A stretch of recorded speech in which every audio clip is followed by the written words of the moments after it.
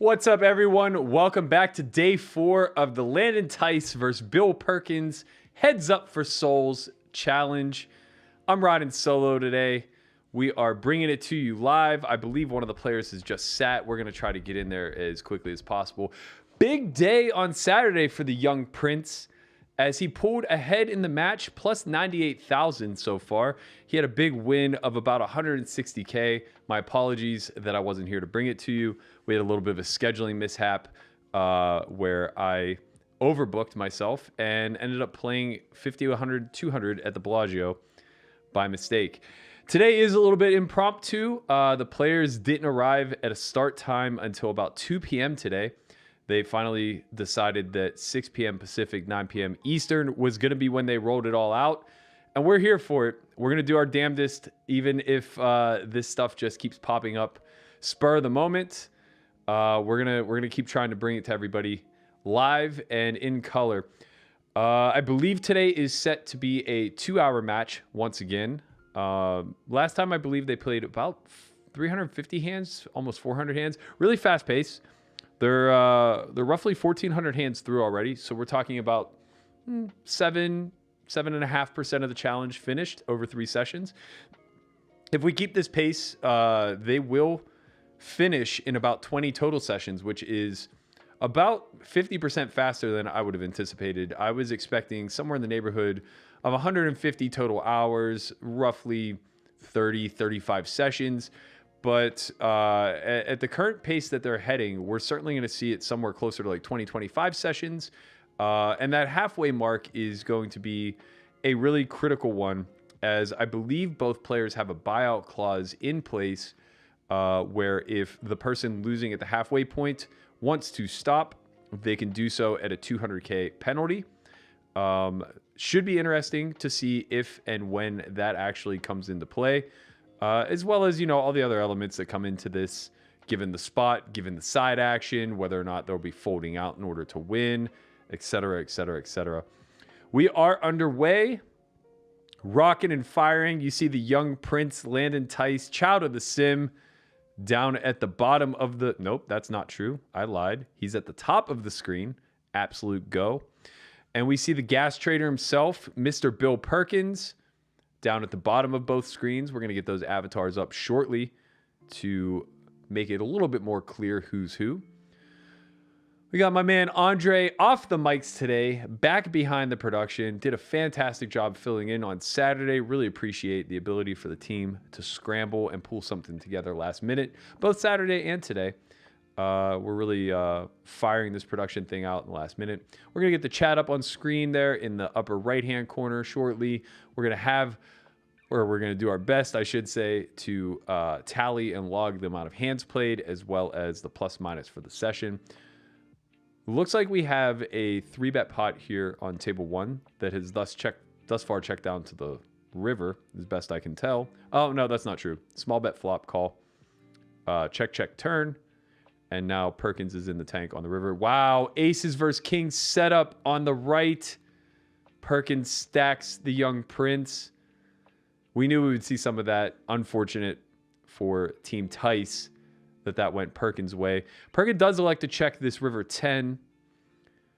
I would imagine Landon to have the range advantage here on the river in a check down spot. He's going to go for it. The 3.5x pot shove here.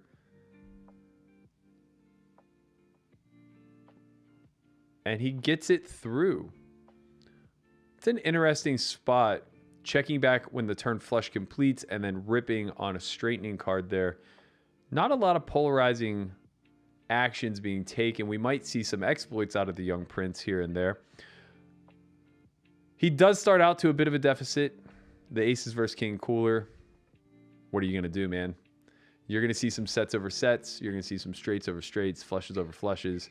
It just feels a lot more personal when it's aces versus kings, It just happens all pre.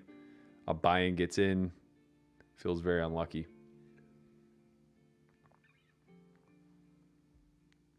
Three bet here by Landon on the left. He does take it down.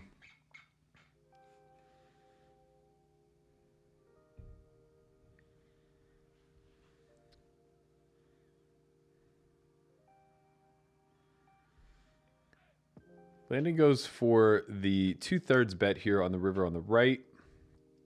King 4-8, King 5. This looks like a single raise pot that was flop bet, turn check, river bet. Perkins timing down.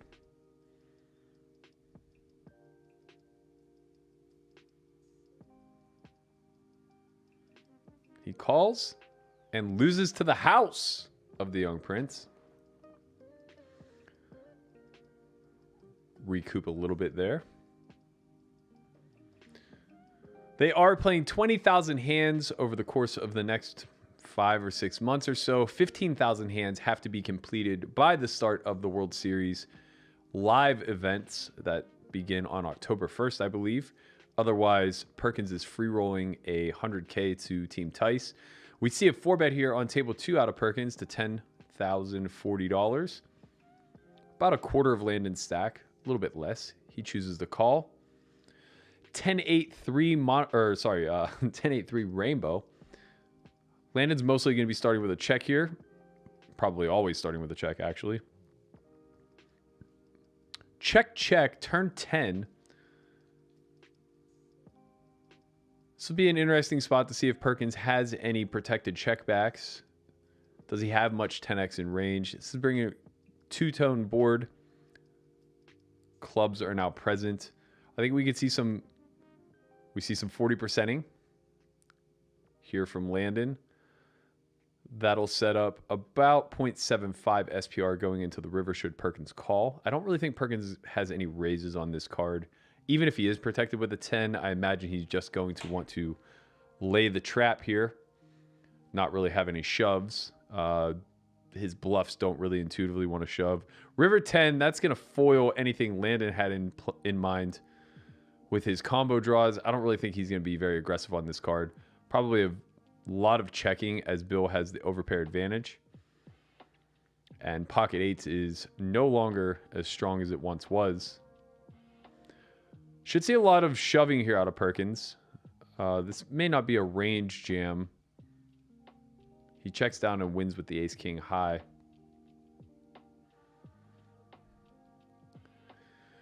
What's up to everybody in the chat? I see Mama Tice out there. Happy birthday to the one and only Mrs. Landon Tice's mom, Marnie Tice.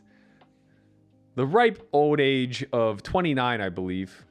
She was very young when she had the prince. Someone would say it was an immaculate conception. Andrew Burns says, is there any chance that we'll get rid of the 300 big blind reset or no way? There is no chance that Perkins is going to negotiate with himself and take away things that favor him. So I would say that it's no chance unless by some stretch of the imagination there was a misunderstanding in the original negotiations.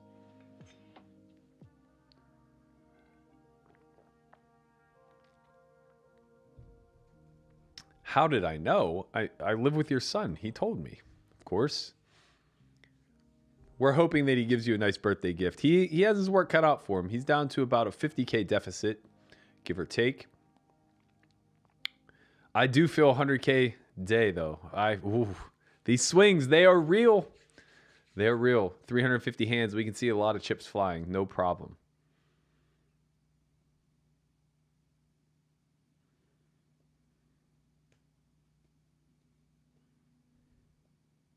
A lot of action out of the gate.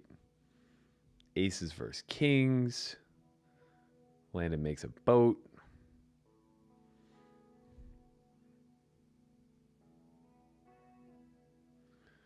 Devin Buck says, Berkey, I love your insight into the game, but this heads up stuff is just distracting, and it reminds me of Jake Paul, Ben Askren's sort of phony entertainment.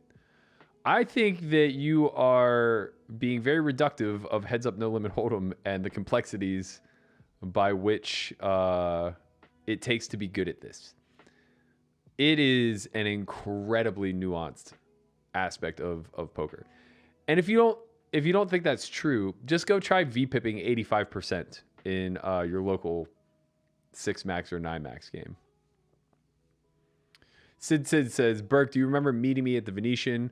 Always love your game and your streams. I met a lot of people at the Venetian, so if I could put a face to the name, I'm sure that it would be easier for me to say yes. Do I feel the crypto crash pain? There was a crash? I didn't even notice. I don't sweat it, man. I'm holding for the long haul. Luckily, I'm doing just fine without crypto. So it's just kind of the icing on the cake if it rises. How many hands total so far? Anyone know what the net result is so far? Landon came in today plus 98,000. They had played somewhere in the neighborhood of 1,360 hands. Ooh, we have a three bet here on the end by Perkins, I believe. It looks like he blocked river, Landon raised, and Perkins is now shoving through. Landon in the tank. Pretty tough spot to find calls without Jack 10, basically. He does ultimately like to fold.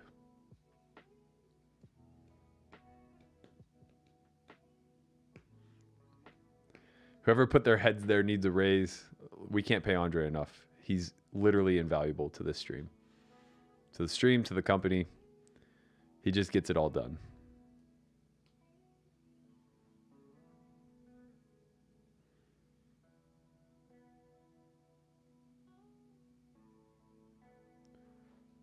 What are your favorite altcoin crypto holdings? I don't have any. I'm not into playing the shitcoin market, man. I just gather a bunch of the stables and hold them forever. Hope that my kids will be rich if I ever have them. John Doe says, I met Berkey twice, Montreal and Vegas. Both times were in the rebuy line. Oh, man, that's true. That Montreal trip was fucking brutal for me. Montreal in the dead of winter, when you're playing a 3,500 re-entry that you're on your 9th bullet of, is probably one of the least enjoyable experiences that I think anyone could come up with in poker. Perkins out to a nice 70K jump here. He is recouping very quickly on account of a couple coolers. What up, Chip Extractor? Long-time Solve for Why community member. He said, hey, Berkey, if you've been through homeschool twice, can you skip the first academy and go straight to the elite asking for a friend? I don't know that we're going to do the elite anymore, but an idea we have been kicking around is doing a Poker Out Loud academy. So stay with me here. I think it has legs. It's going to be 2 sets of 9 people, maybe only 8. It depends on production, whether or not we can actually do 9-handed or 8-handed, whatever. But effectively, it would be over a 4-day span. So we would have Group A and Group B. Group A on day 1 would just get lectures. So it would just be like advanced academy stuff, where we're kind of going through the nuances, digging into certain lines, certain formations, all that stuff, right? Group B would then be playing Poker Out Loud and filming all day long. And then the next day, day 2, they would switch. And then day 3, they would switch again. And day 4, they would switch for a final time. I think it has a chance to be really popular. I think that it may be the next iteration of the value that the Academy can offer.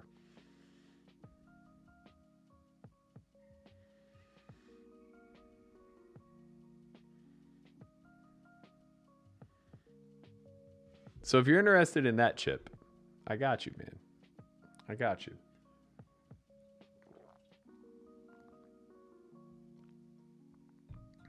They're running it once, right? Yes, Perkins wanted pain. We should have negotiated twice. We should have at least gotten some sort of win in the negotiation corner. Wes Robinson says, hey, Berkey, how come no one ever calls out Perkins on not finishing his Galfond challenge? He went down 90K and decided to stop. I think that there was a lot of red tape with having to be out of the country. So I don't think it was really much of a challenge so much as I'll give you action kind of thing. I don't think Phil nor anybody else involved ever thought that that was actually going to reach conclusion. Landon Tice did come into today with a 98K lead. Perkins has jumped out to what appears to be about a $70,000 head start today. Matt Van Dam says, is this a live session? It is. Welcome, my man. KZ Killer, what's good? I see you guys, the regulars in the chat. My man Jamin. Ayo. What up? Jamin, we got to get you on the podcast, man.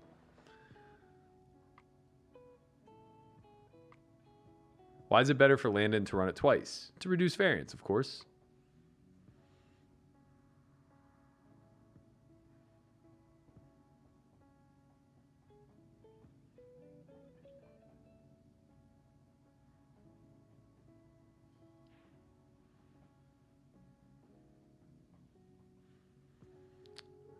It's not better to run it once or twice. It's the same thing. I mean, well, it's different variants. But yeah, it's the same EV.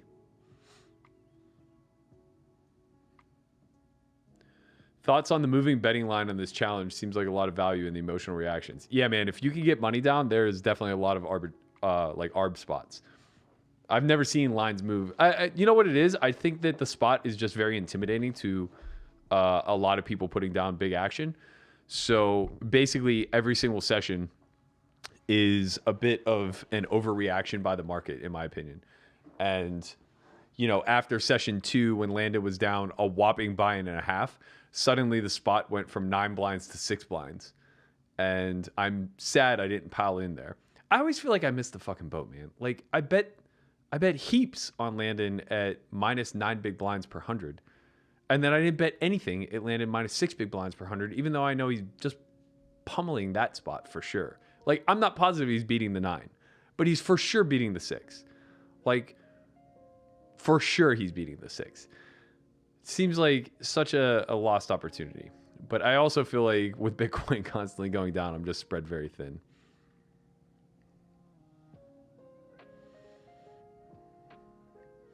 They came in today with 1,345 hands completed. They'll play roughly 350 today. So they're about 7% of the way through the challenge. They'll be about 10% of the way through. Or sorry,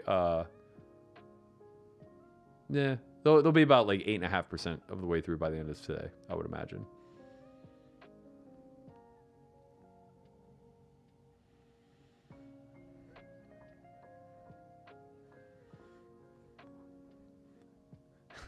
Did Nagy say which side he wanted to bet on? No. I would imagine whatever side it was, it definitely swayed to betting on Perkins' side after the chat got released. I got to tell you, you know what? That brings up. It's time for me to rant a little. That brings up a pretty crucial point to everything that happened Saturday. It was a big part of why I also wasn't on stream. I just wasn't really in the headspace for it. That was. I think that the public perception was that I went public on my own accord with a private text message that was somehow stepping on the toes or privacy of the parties involved. But that couldn't be any further from the truth. So the context that wasn't really public that absolutely should have been by all parties involved was, number one, the text messages were taken from a marketing chat between Solve for Why, Jeff Gross, and ACR. Number two, the match was stalled and was not going to move forward via Perkins' side unless those messages were released. His reputation was more important to himself than any bit of this challenge moving forward. So it was made abundantly clear over a group call that the only way he would continue to play was if all the information was transparently presented to the community. Why I was chosen to be that arbiter, outside of the fact that they were my messages, is beyond me. But nevertheless, it was a pretty easy thing for me to do because I thought it was morally correct to get it out there.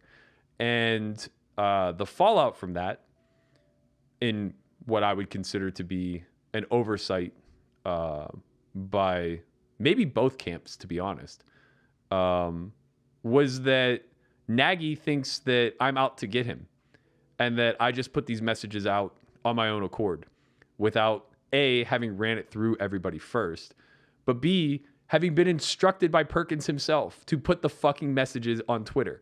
Literally, it was coordinated and timed based off of a response from their camp. So I think that to say I am disappointed is probably an understatement, because it was predictable. We kind of knew that narrative could be a thing, and it was discussed the ways that we would prevent that from happening. And every bit of the discussion on how to prevent that from happening was never followed through on. So I kind of feel like I was slighted a bit, and I was kind of hung out to dry to be the patsy, which I want nothing to do with. I was literally just in a position to be an arbiter, right? Like, I have nothing to do with anything outside of side bets. And from my perspective, it's just like, we let this shit get swept under the rug far too much in this community. And it's one of those things where if we just buried it and 6 months down the line, people found out that ACR had 7 figures down on one of the competitors because, you know, whoever they bet with leaks it or whatever, and then somehow these messages get out there, it's like, we're the assholes. So yeah, I mean, I'm glad that it's all behind us. I'm glad the match continued. Personally speaking, I'm not thrilled that they didn't change platforms, but you know, it kind of is what it is. I guess I'm just a little bit more strict when it comes to business ethics and what I deem to be acceptable versus passable. But, you know, it is what it is.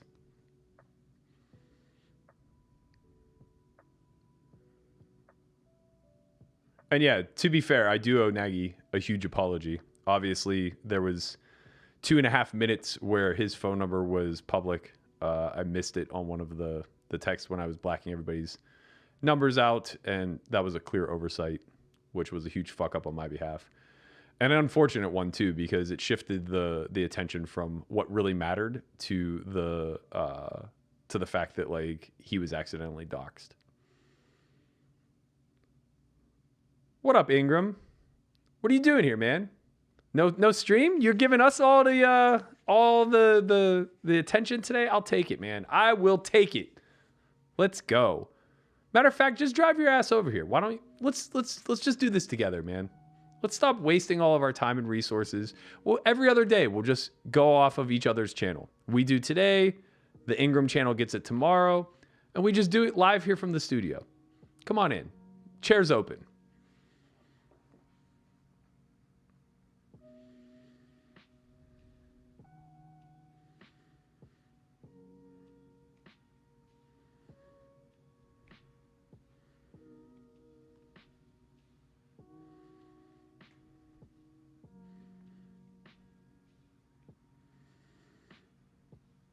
Definitely a little bit of a momentum trap right now.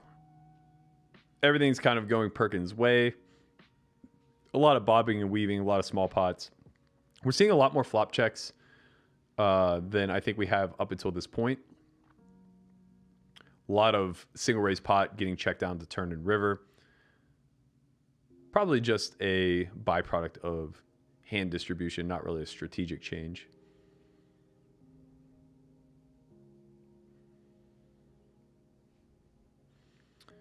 On the right, we see this one check down to the end. On the left, we see Perkins block bet. It looks like he c-bet this monotone board. Oh, Landon c-bet the monotone board. My apologies. Check back turn and then raised river. What up, David Greer? What's good, my man?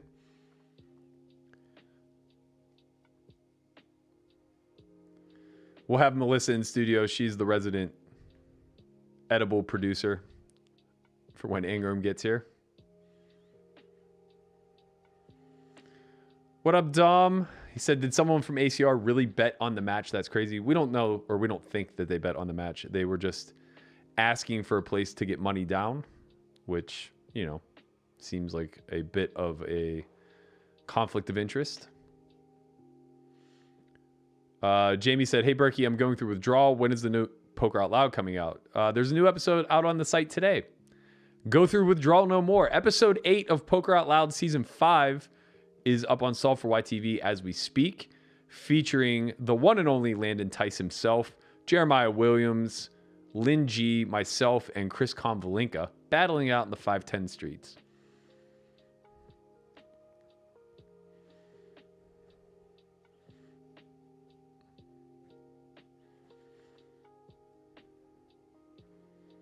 Looks like a 3-bet pot here on the left. Ace, Jack, 7.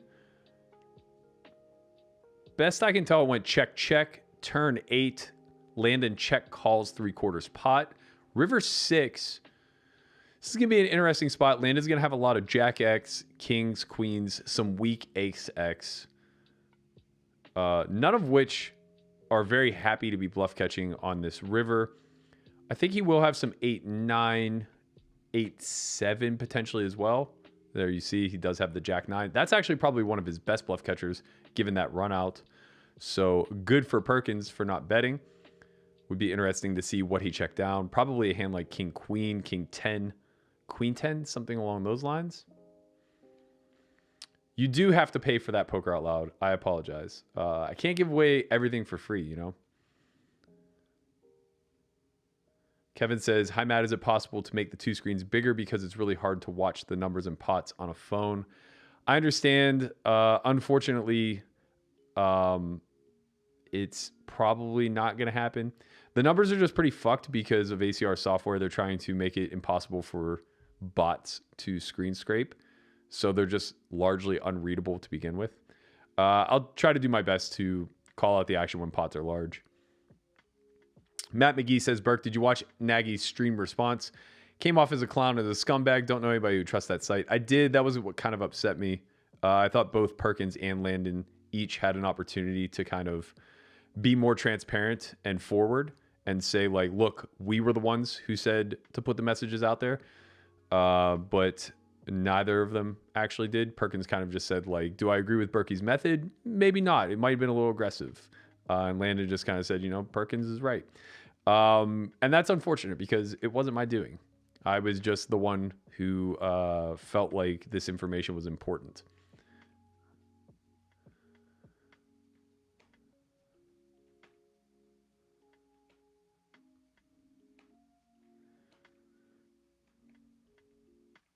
Shout out to my man, Alec Medina, hitting us with the super chat. We appreciate you, man.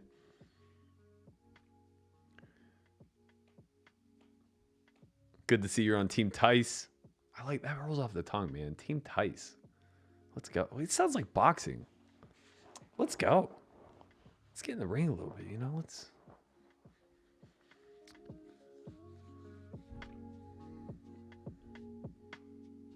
A couple small pots going Landon's way. He's chipping away here. We're going to see a little bit of a swing for sure.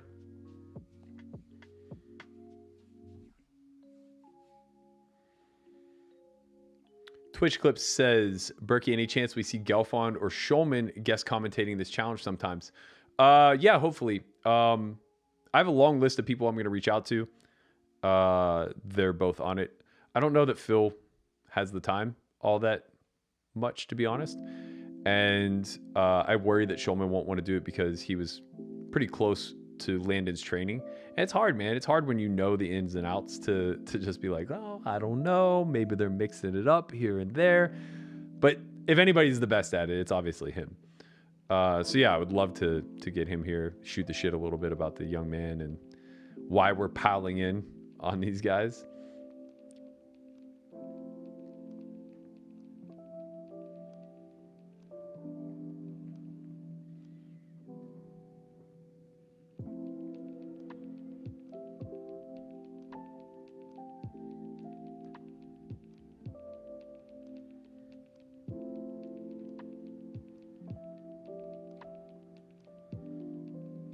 Single raise pot on the left, Jack 7-5, two-tone. We see Landon come with the bigger size here. About 75% gets called. Turn Queen of Clubs. This is going to be pretty advantageous for Landon's range. Perkins will hit here as well. We'll mostly see big bets and checks here by Landon. I don't think he's really going to have two sizes on this particular card, or I should say maybe on this particular board. We do see him go with the overbet here. About 1.5x pot, and he wins. Am I playing any of the US Poker Open events? I'm not. I've been really wrapped up in cash. And it's really tough to shift from playing 1,000 big blinds deep every single day for the last 3 months to playing like a 1-day, 2-day turbo. I have a lot of studying to do for MTTs. And honestly, I really need to get to it because the WSOP online is coming up next month, which I'm excited for. But currently, I'm not in any state to be playing 10Ks. This looks like a 3-bet pot here on the left. Jack 9-3. Landon does come with the small bet on the flop and wins. Check down pot here on the right. Single raised. We have the King 6 Deuce 10 4 club board. Jack of Heart River. I think we'll see a little bit of betting come out of Landon here. He'll have some Ace Queen that check down. No club. He'll have some 2 pairs. Some smaller flushes that couldn't get 2 streets. He does go with the 3/4 pot.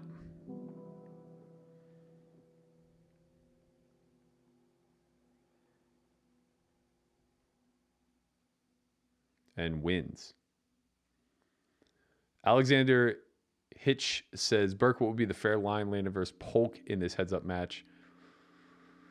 I don't know, to be honest. Polk would be a favorite. I'm absolutely certain with that. I would guess Polk is probably winning 5 bigs per 100, maybe 8. It's tough to know, man, because I don't know enough about heads up to know what available win rates are when 2 well-studied regs are playing each other. What did Polk beat Negreanu for? 12? I think Landon would fare better than Negreanu. But that's probably about the best that I could estimate. Where have I been playing cash games? Mostly Bobby's room. I've been playing 4 or 5 days a week, and then there's a private game that I go to a couple days a week as well. Matt Marinelli says, why am I not in the booth, Berkey? You didn't ask me until just now, man. You know, you got to hit me up. I got you. We got an extra mic. Berkey, do you have 100% of your action online? I have 100% of my action everywhere. If I play bigger than 1-2, so anytime I play 200, 400 or larger, I sell between 1/4 and half. Burke, are you pro or against WSOP being moved to the fall full time? 100% for. I'm so happy to have my summer back. I'm not going to travel to play GG. I do want to do some traveling this summer to get the fuck out of the heat.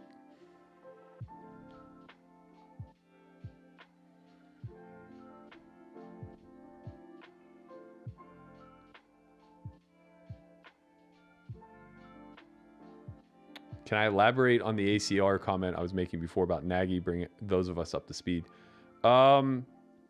Essentially, we were in a marketing chat where their lead marketer, their CMO or whatever, asked if we knew of any sports books that had a line because they were considering making a bet, they being ACR. Obviously, myself and Andre, my COO, were in this chat and thought that was an egregious conflict of interest. You can't have an operator betting on the match, especially when we know things like Absolute Poker was super using, and essentially like people who are behind the controls don't have any problems whatsoever skewing stuff if it favors them, or at least we don't know if they have any problems, right? We don't want any trust issues. So we brought it to both camps. Everybody agreed it needed to go public. We made it public. And there was fallout, to say the least.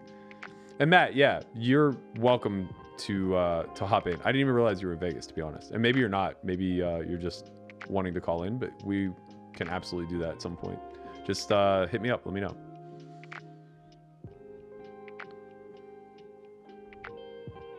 Am I winning in Bobby's room? Yeah, it's been a good... I think I've been playing there like 6 weeks now.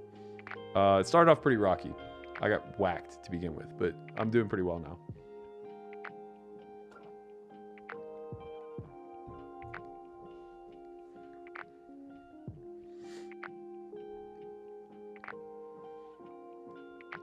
Single raise pot on both boards. Looks like on the right we had a flop C bet on queen 8-5. Turn check on a 4. River 8. Perkins checks. We're going to see some bets here out of Landon. He goes 2/3. I'm actually surprised to see that Perkins didn't lead here. Pretty favorable card for his range. Wouldn't be shocked to see a fair amount of check raising out of Perkins here as well. Should he possess a 7, a 6, or obviously an 8 for value.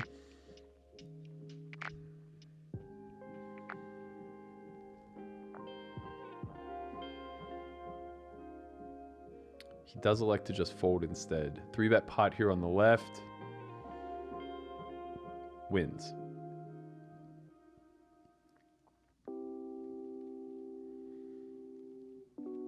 Thank you, Barker. I appreciate it. Carter says, what pros usually play in Bobby's room? Was in Vegas a few weeks ago. Sorry, it's cut off. I can't see the rest. There's a few games that have been running in there. There's been a big bet mix game that was wild. They were playing, I think, 3K, 6K. Oh, yeah. That's who you saw. So it was in Vegas a few weeks ago. Thought I saw Scott Seaver. Yeah, you did. It was 3K, 6K big bet mix. So I think they were playing like either 8-game or 11-game big bet mix. And it was massive, man. My favorite person in all of poker, Marcus Ruo, was there. Driving the action. It was him, Seaver, Ivy, and Opie that were playing four-handed.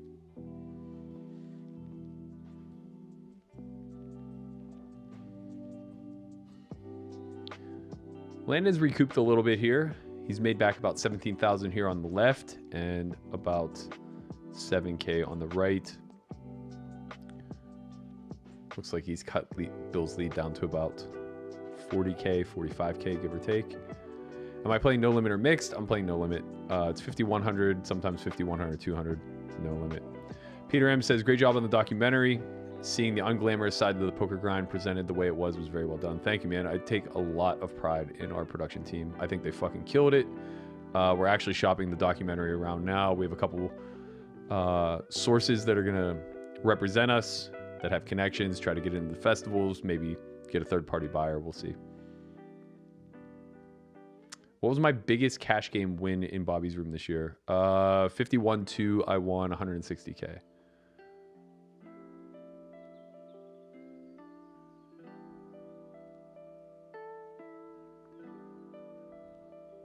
Thank you, Carrie. Appreciate you. Single raise pot on the left. Check on ace 10-8. Really surprised to see. I guess not. He'll have checkbacks here. Turn queen. Landon leads 2/3. Gets called. River 9. I expect to see Landon betting somewhere in the neighborhood of 40 to 60% here. Probably not going to come with a ton of overbets when the board texture changes like this. Putting a one-liner to the jack. He does block.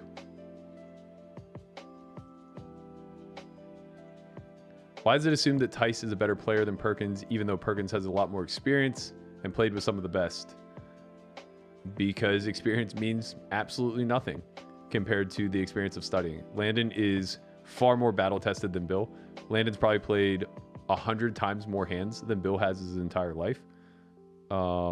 And he's certainly run 100 times more sims than Bill has. When you have somebody isolated in an online environment like this where hands are coming out fast, that's a very favorable thing. Live experience is worth something in the live realm, but it's not going to do too much for you here. Like, I have more experience than probably both of them, but Landon is a huge favorite in a heads-up scenario versus me. I don't play heads-up, and neither does Bill.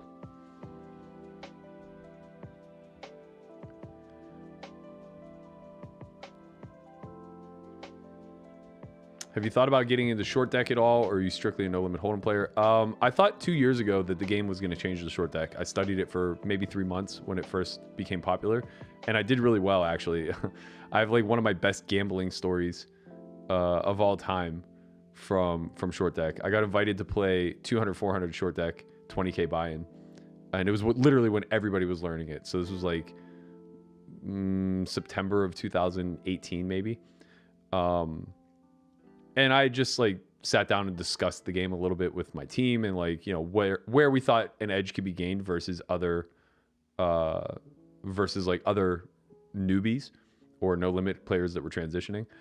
And we figured some things out. We figured out like a few heuristics that were probably pretty important, key points, you know, the importance of, or I should say like the lack of importance of a 6, and, you know, basically just trying to figure out how it relates and how it doesn't relate to no limit hold'em, how it relates and how it doesn't relate to PLO, things of that nature.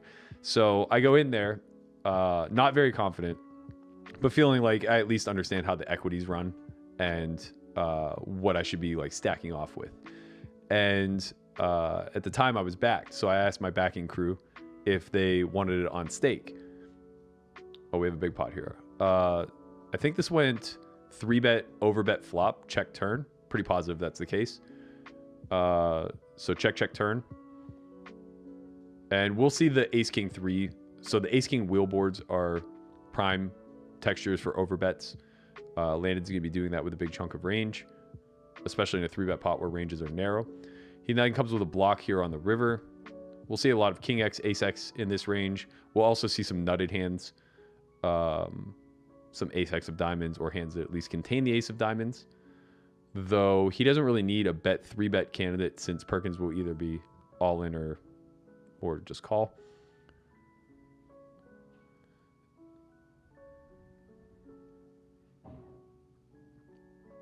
So it looks like Landon was bluffing for the third pot, or potentially had a hand like queens with a diamond maybe. Perkins calls with king, queen, and wins. So I'm playing this short deck game, and, you know, the lineup was okay. Everybody's probably relatively confident. It was like me, JRB, Roble, Rast, Carrie Katz, Ozzy Matt, and one other fun player. Can't recall who. But anyway, my backing crew didn't want the action. They were just like, no, you don't know anything about short deck. Like, we don't want to gamble in the spot. And it's like, okay, but you know, it's a 20K buy-in. Like, we're not going to lose that much. So at the time, I was probably worth like, I don't know, somewhere between $500,000 and $750,000. So I was like, all right, I'm going to take a shot, and I'm just going to go there with 60K, and whatever happens, happens. So I go there, I buy him for 20, and at the time, like, I don't know if short deck still plays this way, but at the time, you could go south once you got over 40K. So basically, when you're winning more than 2 buy-ins, you can take it off the table, because nobody really wanted to play deep because everybody was still learning the game and the variance is just really high. So I very quickly double, and then double again. And the next thing I know, I'm sitting with like 120K and just like cover the table. And I just never went south. And oh, Ben Lamb was in the game. That's right. Which is only relevant because of what happened the next day. So I end up like running it up huge. I turned like 20 into like 400 or something like that. And I just like have 100% of myself. It was just disgusting. It was less, actually. It was like 250. I won like 250 the first day. So the next day they played again. They're like, come on down. Like, we're going to play again. This time it's going to be 3-6, 30K buy. I'm like, okay. So I go down, I buy him for 30. This time I take 100, and I just rip 30K into like 480 and win just shy of 700 over 2 days. It's funny because like Ben was competent. Like he was way ahead of everybody else already, but I was like running good versus him, and then, you know, kind of like outmaneuvering everybody else that was still trying to learn, or at least I was like fading variance a little bit against everybody else that was trying to learn. But obviously, like, I just ran well for 2 days. And at the time, both Ben and I were building our houses. So I went home and I filmed my hole in the ground in the backyard that was eventually going to be my pool. And I tagged Benba in it.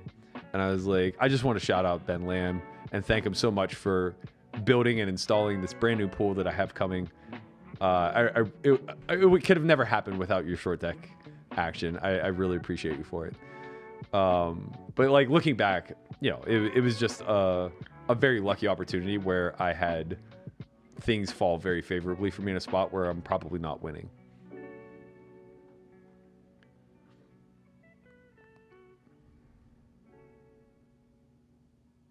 Yeah, I've been invited to the Live at Bike game as of late. There's also been a couple other 25-50 games happening around the LA area that I keep getting invites to. But the problem is like I have action here every single day. So like traveling to LA doesn't feel very appealing, especially when I'm trying to run a company.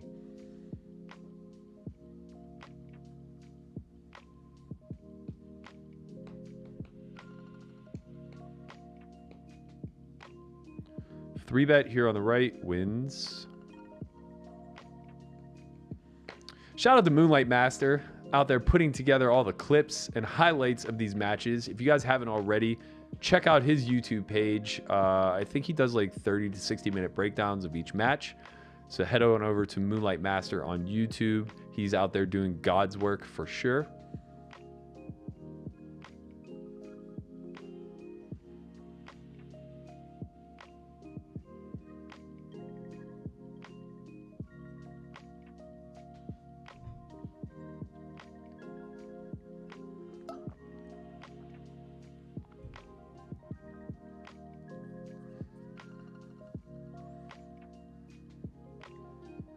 Oh, Landon versus G-Man heads up would be fun. If they play live, I think G-Man has a fighting chance. If they play online, well, it would depend on how much time G-Man had to study. If they played online tomorrow, I think Landon has an edge. If they play online in 6 months, I think it'll be a lot closer.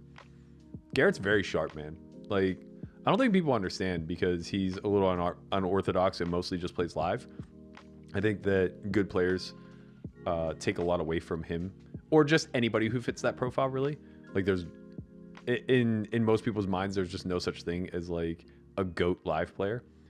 But I actually think that Garrett's like one of the best. He's just super intelligent, super sharp. He's right in there. He knows what he's doing. Like, everything is calculated. What up, Kale? Hey, congratulations on the van, man.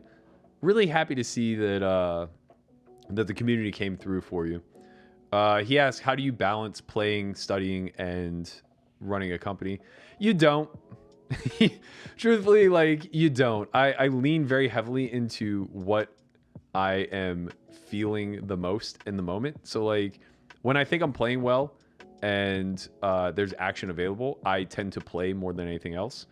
When games dry up or I don't feel like I'm playing my best, I tend to split my time between studying and turning attention to the business. The thing is that like the only thing that ever gets neglected is study.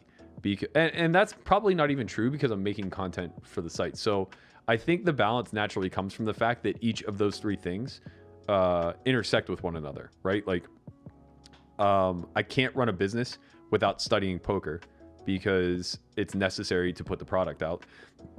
I can't play without studying because it's necessary to win. And I can't be a professional poker player without playing poker. So it's just like all three of these things in some capacity take priority at different stages of any given day, week, month, or year. But I don't get to do any of the three as much as I could if I cut one of them out, right? If I just didn't have a business, I could just play and study all the time, but I think I would be far less happy. 3/4 pot here by Landon on the left in a single raise check down spot. Call. He wins with the 9. Wow, thin to win, baby. Guessing Perkins called with a hand like king high. What did you think about the Survivor flameouts of Ronnie Barta and G-Man? They made Jean Robert look like a Survivor pro. I think Jean Robert bubbled the council, right? He actually went pretty deep. I didn't see Ronnie's season yet, and I haven't seen Boston Rob's, although I think he went pretty deep also. I'm not sure, though.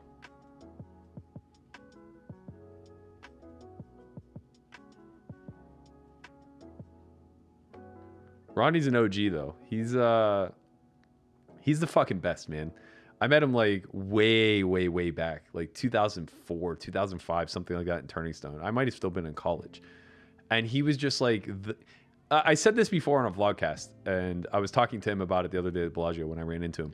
Like, he was the original Landon Tice. He just networked with everybody, man. Like, you indirectly got to know everyone through Ronnie Barta. Like, if you know Ronnie Barta, you know everybody. It's simple as that.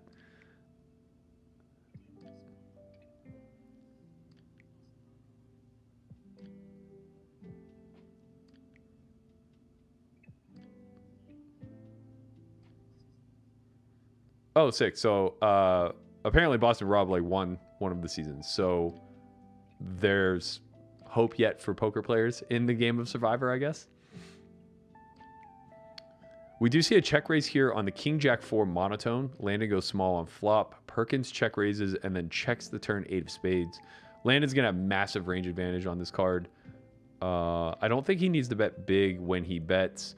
He does elect to just check back. We'll see some traps taking place here, mostly with his pair plus ace of spade, which is going to block a lot of Perkins' calling range.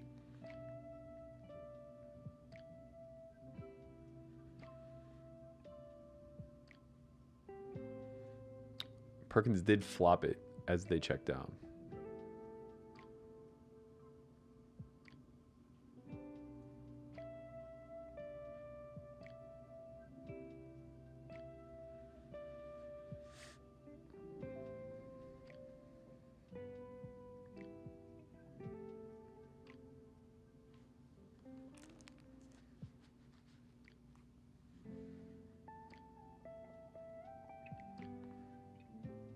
Single raise pot here on the right. 9-9 deuce, Landon c-bet small, gets called. Turn 4 of spades, completing the Badoogie. He's going to go 2/3. Let's see what Perkins has in him here. Call. No draws available, so we're going to see a lot of pairs, a lot of ace highs out of Perkins. Could see some hands like ace 3, ace 5, 4x. He just has the trips, though. The young man's going to knuckle back and surrender.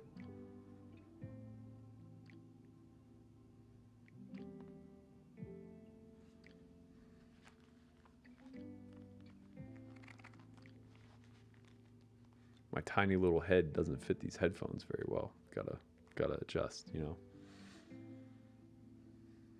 Perkins out to a $55K lead so far in today's match. Landon came in with a $98,000 lead, less the spot, which was about $50K. So all in all, they're playing about break-even poker at this point. Landon was winning about 18 big blinds per 100 coming into today, so he was doing pretty well. Stefan says, Burke, what have you heard about Hustler Live? Rumor is that they're going to be popping off beginning of July, I think. I've been invited out to a couple streams there. At some point, I'll probably make my way. Things have just been way too busy now. But yeah, we'll see. It's difficult because, like, they're not the only game in town anymore. Them or Live at the Bike. You know, a lot of us used to go there to play high stakes because the lineups were good, or it was a good opportunity to get some televised hands in or whatever. But now it's like you can get paid to go to Texas to play 25-50 with a bunch of maniacs who are sitting 50K deep. That's a lot more appealing than going to LA to play a reg heavy lineup where you're paying $20 an hour in rake. Or $20 a half, rather.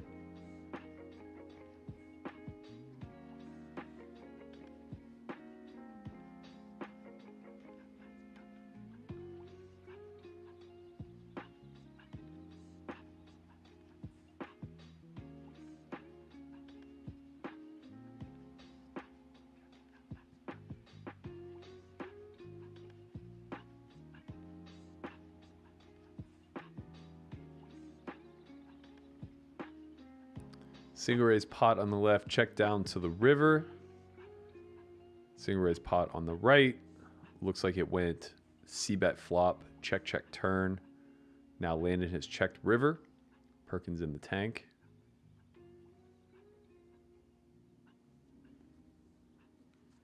Checks down with the 7-5. Ooh. Interesting. I feel like Perkins could have got value on turn or river there. Almost certainly river. So what I'm hearing is Dallas-Houston trip. We'll see, man. We'll see. Never ruling it out. I do have my cowboy hat here.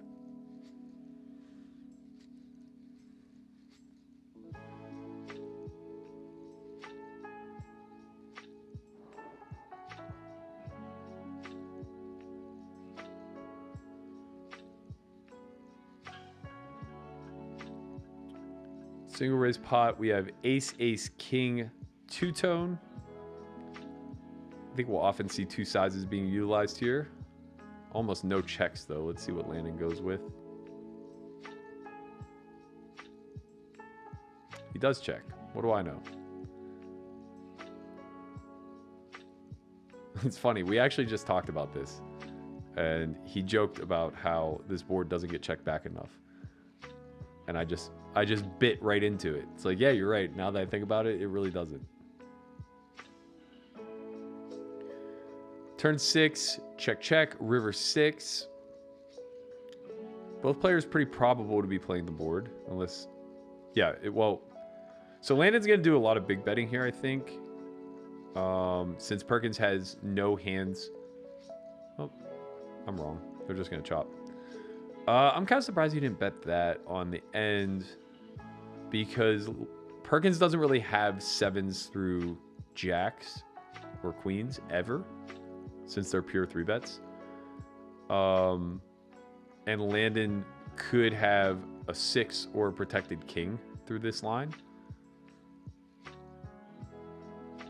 Maybe it's just that Perkins is too protected with his ace-x triple checks. That could probably make some sense.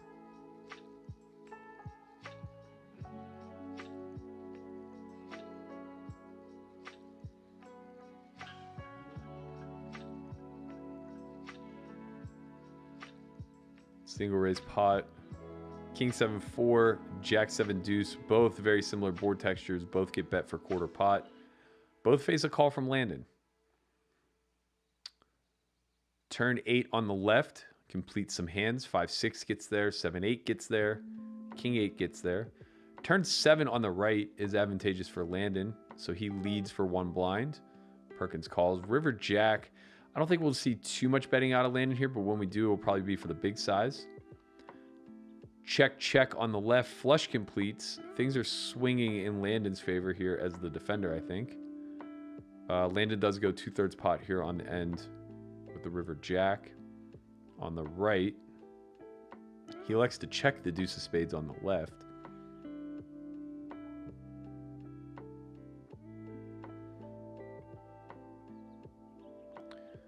Perkins folds the double paired board on the right and checks back the deuce of spades on the left. Landon wins with a 4.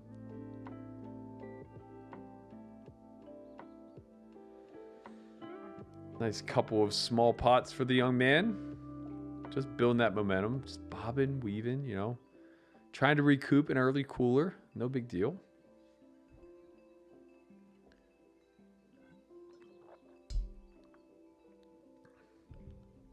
Perkins up about 50K today, maybe a little less. 40 to 50K, give or take.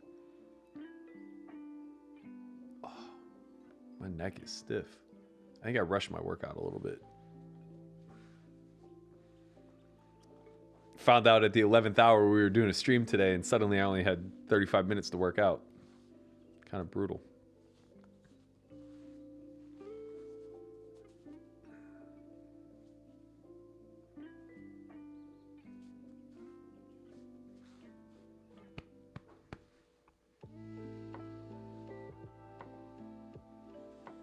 Shout out to both players. They did get the seating arrangement correct today. We appreciate that. It's nice to see them in the right spots. Dom says, Berkey, do you know much about options trading? I've been learning about it in the past few months. The more I learn, the more I see similarities with poker. I'm really good friends with Bob Bright, and he used to try to explain it to me. But I was just too dense and didn't know shit about the market, so it kind of went over my head a little bit. Sean says, Berkey, how long do you plan to play poker for a living? Tough to say. I'm not so sure that I play poker for a living now. I mean, yes, it's the bulk of my income, I guess. But I think I'm financially well off enough where if that income disappeared tomorrow, I'd be fine. So I don't know. I mean, I plan to continue to play poker in some capacity for quite some time. I really enjoy the community. I enjoy building within the community. And, you know, we have business here with the Solve for Why company. So at a bare minimum, I'll continue to be heavily involved for the foreseeable future.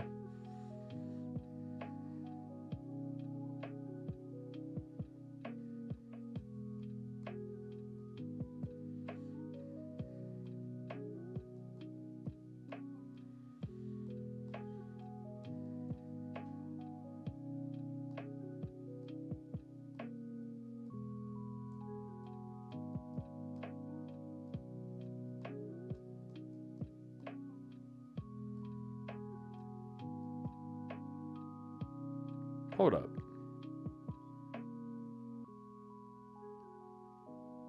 Is it true the stacks aren't changing? It is true. This is weird, man. What's going on here?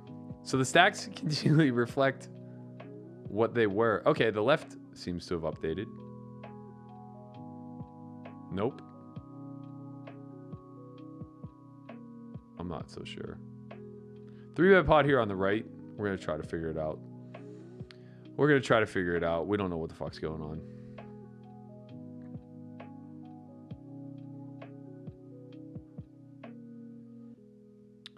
Landon goes for the third pot sizing on queen 4-3, 2 spades.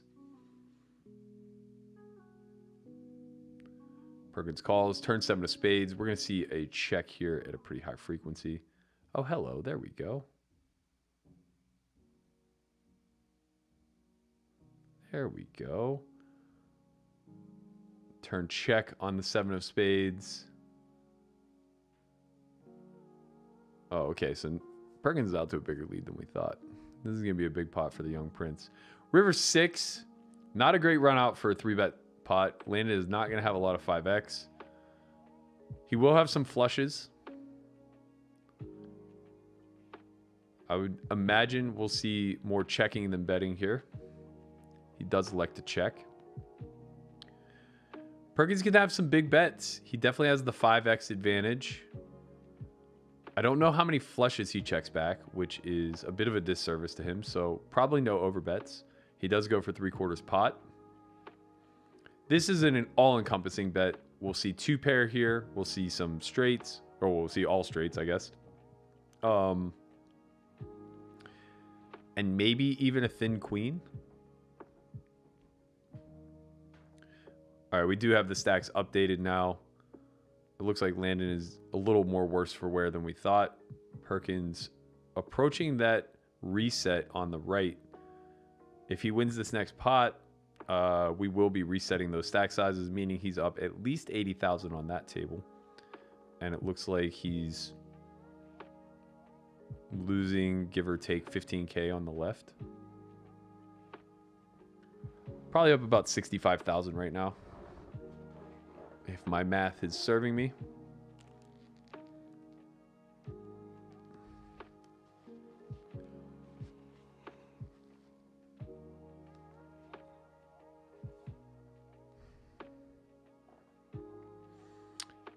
Jamie says, hey, Berkey, would you say it's safe to say anyone who went through homeschool and applied themselves should be able to increase from break even to profitable in online micro and live 1, 3, and 2, 5? Absolutely. Beating live 1, 3, and 2, 5 is really just a matter of understanding how rake works and putting yourself in profitable spots corollary to said rake.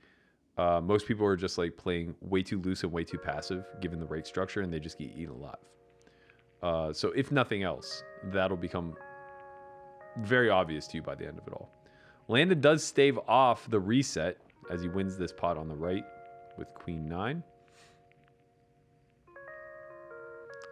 Alexander says, Burke, do you plan to upgrade Landon's physical fitness by putting him on the same nutrition and workout regime like you? That's not up for me to decide, man. I've been in the gym and eating well for, I don't know, 25 plus years. He's not just going to roll out of bed tomorrow and suddenly find himself in sick shape and eating perfectly. I mean, he's a 22-year-old kid who has a very intimate relationship with solvers and orders takeout every day. It's going to be a gradual change, I think.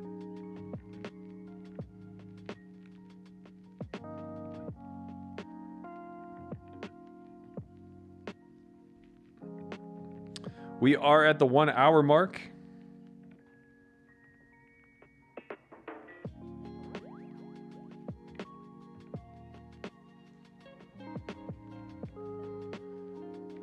At the halfway point, Perkins is up about a buy-in and a half, cutting into Landon's 98K lead, which he brought into today's session. We got a lot of poker to play, guys.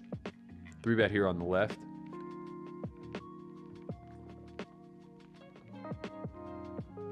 Perkins does call 10-6-5 2 spades. We'll see some big bets here out of Landon, as well as some small bets and checks. You know, it's all a mix, man. It's all a mix. He does go 3/4. The range of hands that likes to go this route are hands that serve themselves through protection. Hands like Ace 10, Pocket Jacks, Pocket Queens. Hands like Jack 9 of spades, perhaps. Turn 10. Probably a slightly disadvantageous card for Landon. I imagine we'll see a fair amount of checking here, including his 10s. I imagine like a lot of his 10x will just try to check shove. He does elect to check. Nope, sorry, still in the tank. My apologies. Shout out to Brock Grimaldi hitting us with the super chat. He goes third pot here.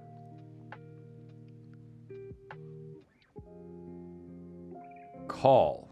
River 6.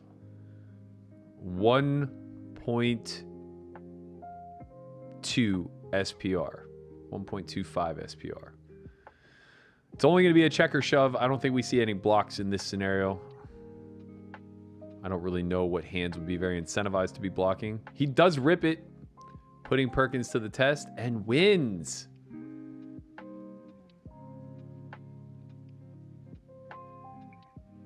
Landon fading the reset on table 2 still, as graciously pointed out by our good friend Poo Dog. I never get tired of saying it. I think Brock asked a question in his super chat about Viffer and whatever happened to him. Don't know, man. I honestly haven't seen him in 6 or 7 years. He used to play in Ivy's Room every now and again, but I don't think he's rolling like that anymore. Tejas says, Bergie, how do you know Phil Nagy or other ACR execs didn't already lay down action and asking you guys to do the same? We don't know. It's not my call anymore, man. Once they decided to continue to play on the site, you know, it's basically good faith by all parties involved that everything's on the up and up.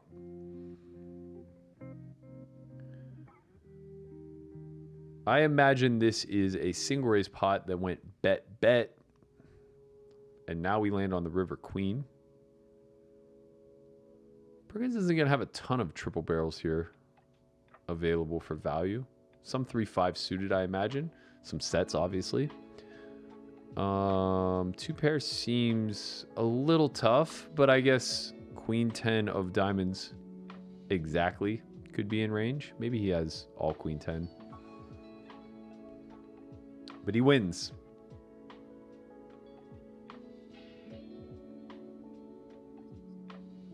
And that's a reset. We are going to be sitting out on table 2. The young man could stave it off no longer. Perkins is going to take 81,000 in profit from this table. But we do have almost a near double on table 1 for Landon, as he's up about 33,000 on this table. Meaning that the overall lead for Perkins this match, probably in the neighborhood of 50K. Maybe slightly less, 45K. Somewhere between a buy-in and a quarter, maybe. We're going to focus in on this table, so you're going to get the large view. For those of you on mobile, you can tell me if this actually helps or not. My best guess is it doesn't, because the font being used is very unreadable. By design, right? It's meant to be this way for the purposes of making it difficult for bots, which we appreciate.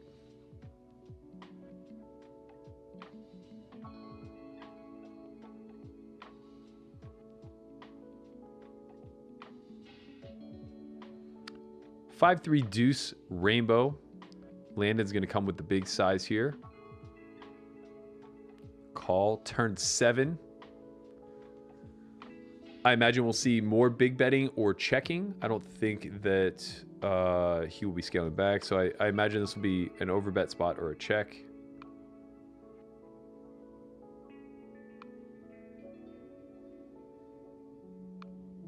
Oh, he goes 3/4 again and wins.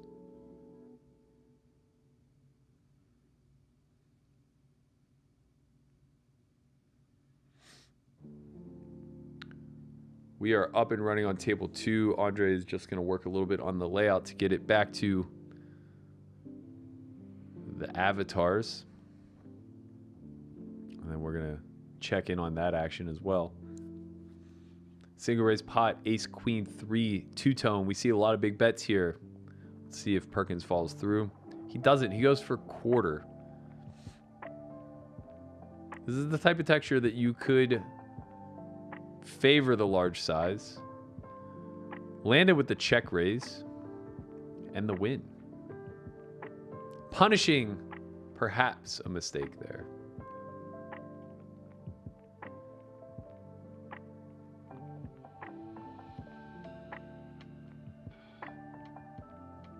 Berkey, have you ever played in the pits? Any baccarat activities? I honestly don't even know how to play 90% of pit games. I've done almost zero gambling my entire life. I'm too much of a degenerate on the table to want action elsewhere. I like to feel like I'm actually in control, even if it's not true.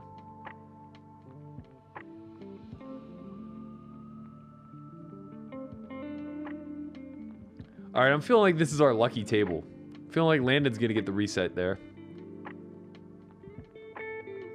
Do you know why Landon didn't use his other ACR account screen name? Because it was his black chip name. They're playing on ACR. How do we start getting the 4-color deck? Because Andre Hankshua is a goddamn genius. That's why. He's just out here giving you all the little bells and whistles no one else can bring to you. This nice clean blue felt with the gold rail, hitting you with the 4-color deck, throwing an avatar up here and there. That's not by accident. He did this.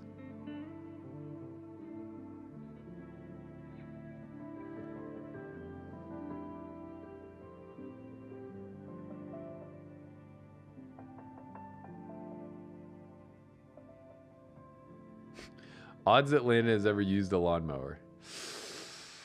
Oh man, he's from Florida. I'm not sure how people operate down there. I feel like they probably pay to get their lawns cared for.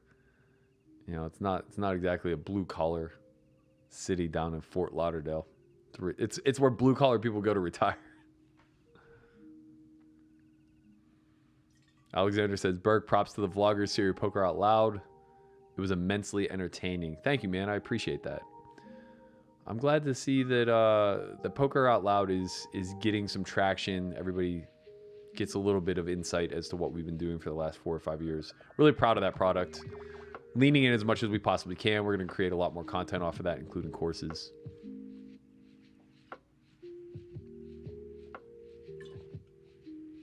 Yo, that'd be great if we just got like Baby Perkins and Baby Tice as the avatars. Just like little Perkins and Landon when they're in Little League holding a bat up.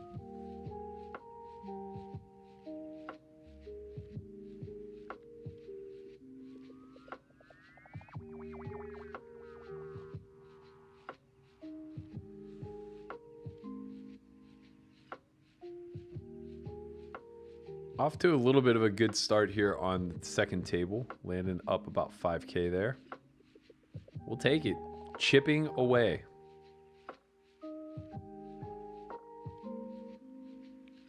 Berkey, what are your thoughts on Bildo from TCH? I don't know anything about this guy, man. I haven't watched any of the coverage.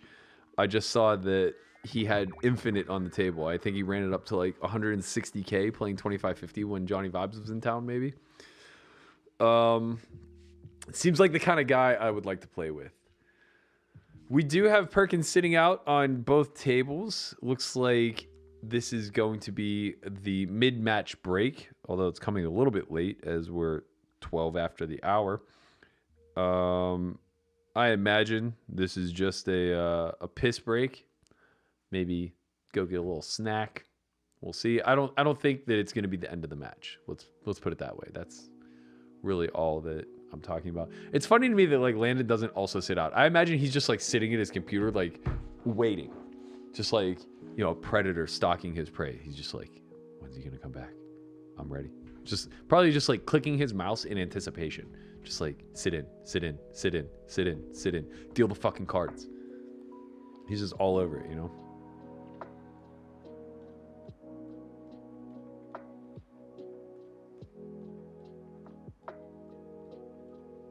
Berkey, how would you mentally deal with...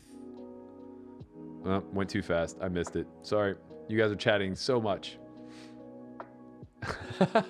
Chad Thornton says, Bildo played like a man who defrauded the government out of $88 million.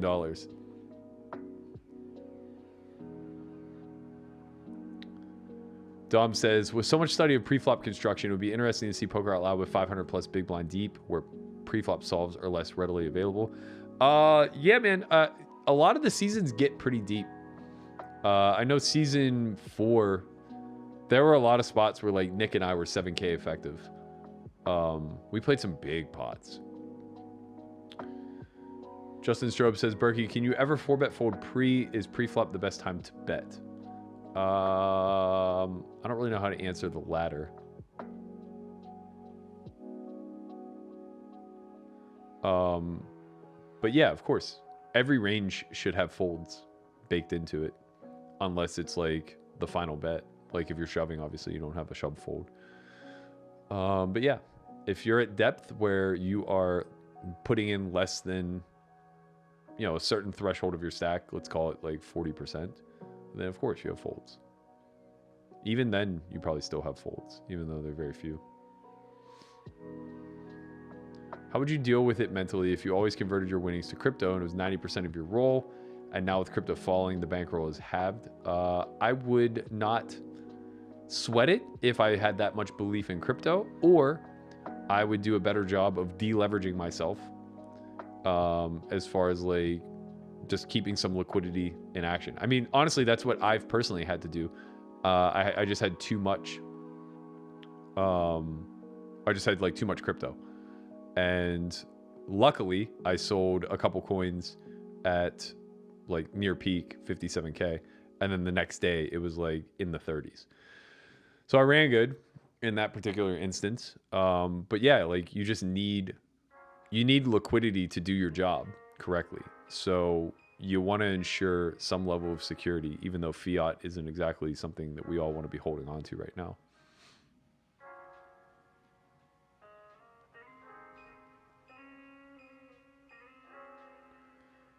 Oscar definitely seemed depressed and burnt out from poker. I guess that's how many of us will end up.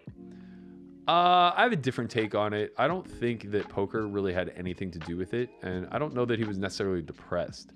I think that what it really is that at any point in any one of our lives, we run into it, right? The world just feels like it's conspiring against us, like we're caught in a rat race, and it feels like we're just doing the same thing day in and day out to get no further ahead than we were previously. And I think that that's where Oscar was. It was reflective of just like being caught between a rock and a hard place and not having any real plan on how to move forward. I think by the end, he had a little bit more clarity one way or the other, either in the sense that poker wasn't for him, or that he understood he needed to be taking more action and control over his life in order to make sure that poker was an opportunity he could succeed at. Somebody please mute John Singleton. He just keeps repeating the same thing about Landon being feminine, and I'm over it.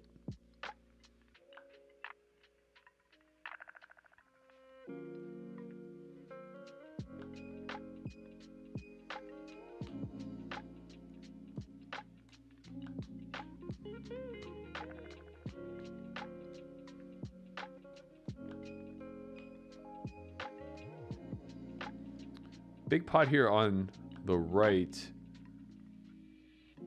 Ace, queen, 6, 6, 9. Perkins coming with the full pot size bet on the end. Landon calls. Runs into the fucking trips. Man.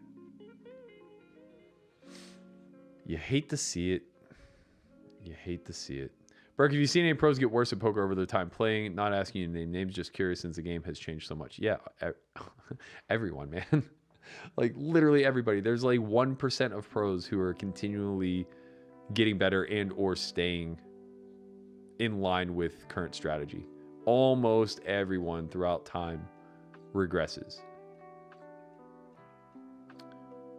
Driving through Pittsburgh tomorrow, is it worth stopping by Rivers? Probably not. I imagine the biggest game running is 1-3, 1-2, something like that. Maybe. I mean, it's a small room.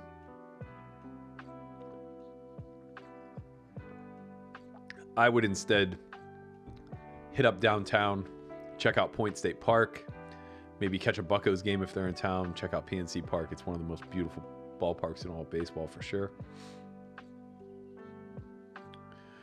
Burke, in hindsight, what do you think a fair spot for Landon to beat Bill by was? I think somewhere between 5 and 6 would have been very favorable for us. I think somewhere between 6 and 9 is probably the break-even point.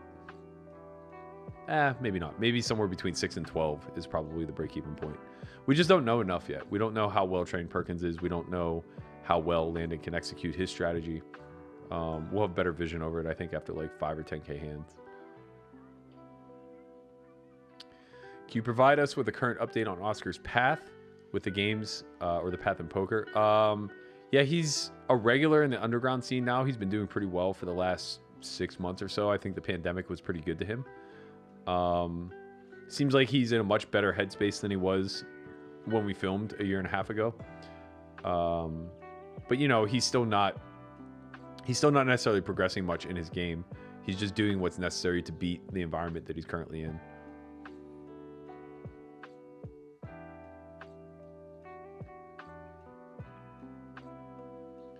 For Manny Brothers is the stop to make in Pittsburgh. I disagree. I think Fiore's Pizza is the spot to make, to be honest.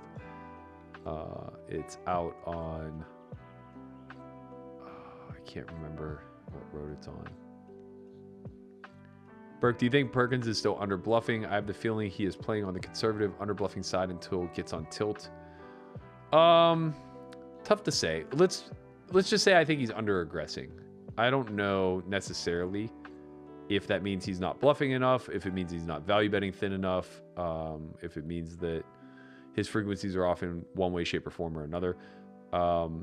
He seems to have gotten better with his bet structures, but we haven't seen as many 3-bet pots, so it's difficult for me to say. And the fact that we haven't seen many 3-bet pots makes me again think that he's just like under aggressing.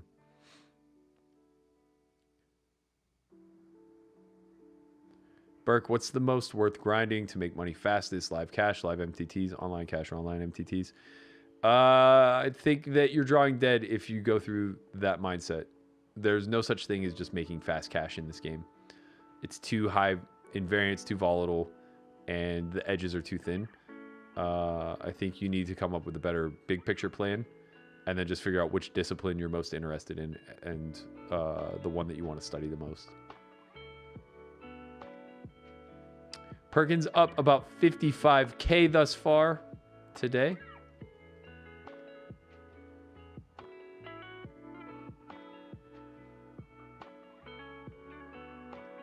In your opinion, ego aside, who would be favored in a heads-up match between you and Landon? Landon? He's been studying for 5 months heads up. I've never studied a single hand of heads up. You hear me doing commentary and like just missing the bet sizings all the time. And that's the easiest thing to get right.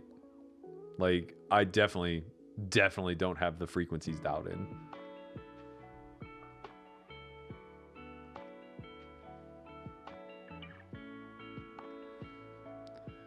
I'm winning 70 big blinds per 100 hands at the local 125 casino, short sample 150 hours. Does that mean I should move up in stakes right away to not get stuck here forever?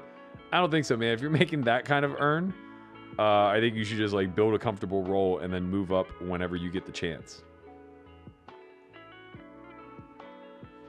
Like, move up whenever you have the flexibility to move up, and if you find that your win rate isn't comparable with the next highest stakes, or you don't think you can get to a comparable win rate, then you can just comfortably move back down.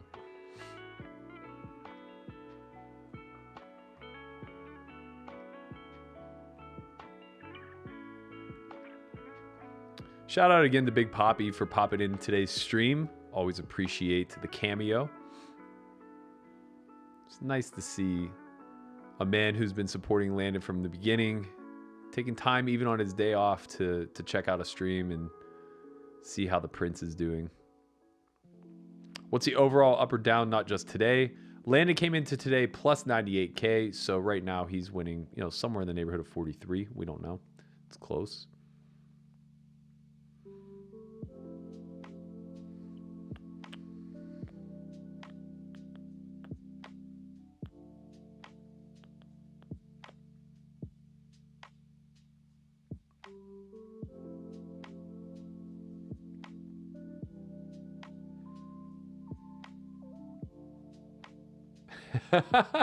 That's a great comment. Chad Thornton says, if Berkey can get Landon to sign over power of attorney, maybe we can negotiate better. It's true. The kids, he was a little bit overzealous in negotiating this match. He kind of just accepted any and all terms. And I think he was just like very caveman-esque about this, where it was just like, fuck it, let's play. Fuck it, let's play to every single like term that was ever thrown out. Which, to his credit, I think he will outwork all negative points of negotiation. It's just he's going to make less money over the 20,000 hands due to poor negotiation.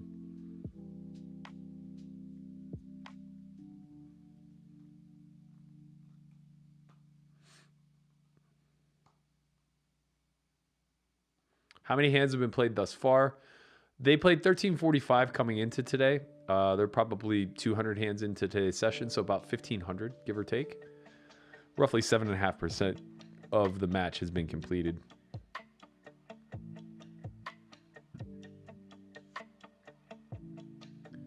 Small pot there for Landon on the left.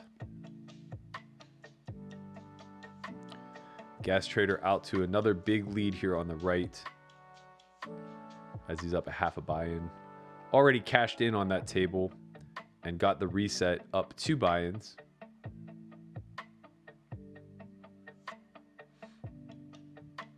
Andre just wanted to show you how shitty the other layout looked before he brought it back to to all the magic that he's put together. Look at this difference, guys. What a difference. Just crushing it.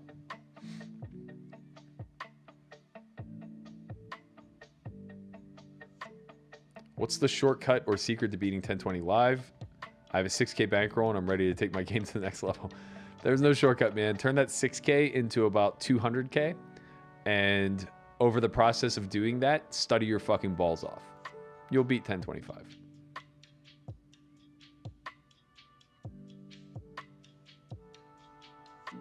Can you talk about the 300 big blind reset and who it benefits the most and why? So anytime anybody has 300 big blinds in front of them, they reset stacks back to 100. It obviously benefits Perkins more than anybody. Neither one of them are studied in 300 big blind heads up, but just considering how much work Landon has done, he's just going to adjust better at those sizes or those depths. And the mistakes that can be made, you know, when you can make a 300 big blind river mistake now, as opposed to a 100 big blind mistake, or, you know, if they even got deeper, they could potentially be playing for thousands of big blinds. All in a call. Perkins was going for it with the ace high blocker. Wait, can you run that back? Do we have the ability to replay yet, Andre? Fuck. Because Perkins, I think, called off there. I couldn't quite tell, but it looked like he had dick. It looked like he had the dick. But I'm not sure because he called off so goddamn quickly to the shove.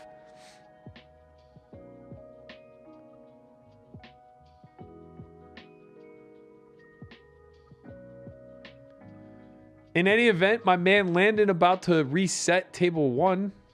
Looking forward to that. It's going to get this match a hell of a lot closer. Oh, he had trips with the ace of hearts. Okay. Well, that's just a cooler. Very unlucky for my man Bill. Very lucky, though, for Team Tice. Team Tice. It's like the money team.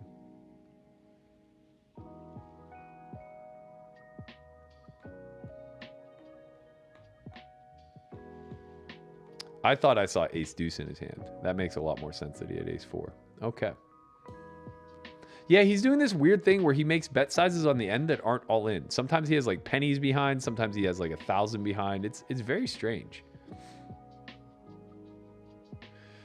What up, Nick Marchington? Shout out to the young man. Former WSOP main event final tableist. And your next instructor in homeschool. Not this week, but the following week. You will get Nick Marchington in the flesh talking about practical strategies. He's also on Team Tice, laying the wood against Lin G. They have some sort of crossbook on. Burke, did you say recently you saw Ming Lai? Wait, did you recently you saw Ming Lai? That the same guy Daniel used to make fun of? How's he doing? Oh, I said that like in 2008 when I first moved out here, he was playing in Bobby's room, and I like looked up to him because Chin was making a big deal that I play in Bobby's room, and I was like, nobody cares, man. And he's like, nah, like people are out there like looking in, like, oh, that's Matt Berkey. I go, yeah, just like I was out there looking in, going, oh, Ming Lai. Like, who gives a shit?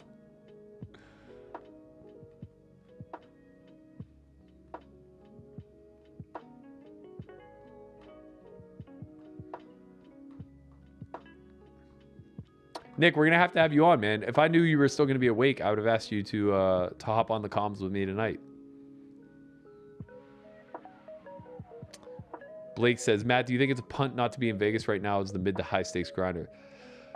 It's tough, man. The action is wild right now, but not really in the mid stakes. Like, there's a lot of 50, 100, 100, 200, and it seems like a fair amount of like 510. Like, the win is popping right now.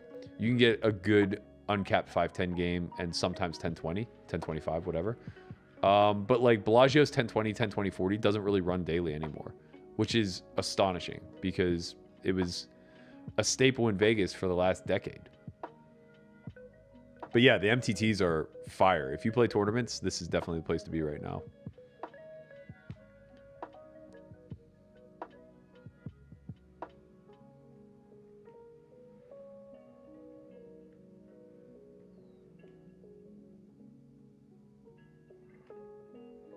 Marchington said the crossbook is upped. There will be blood. I hope you got a little bit of that 6 big blind action that was being thrown out there that I was dumb enough to not take myself.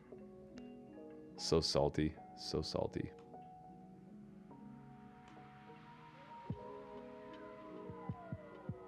I do mean quote unquote Legends Room, which no one will ever refer to it as. So dumb.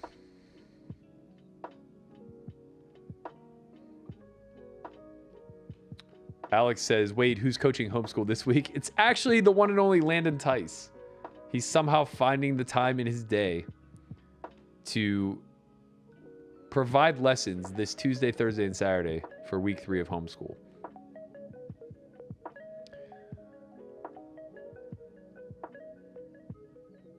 John Andrews says, Software Y Academy question, how do you feel about a recreational player attending? It's one of those things where, you know, fill out the questionnaire and we'll do our damnedest to see if it's of value to you. We have a lot of recreationals attend. It's just a matter of like, to what level will you understand the content? Everything from the weekend warrior to the serious rec to the person who's supplementing their income to professionals have come through.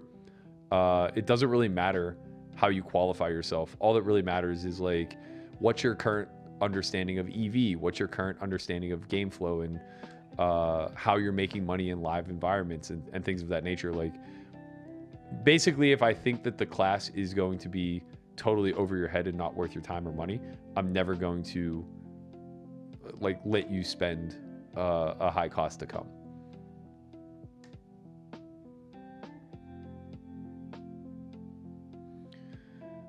Mama Tice says, how's he doing? Was having my birthday dinner with Landon's siblings.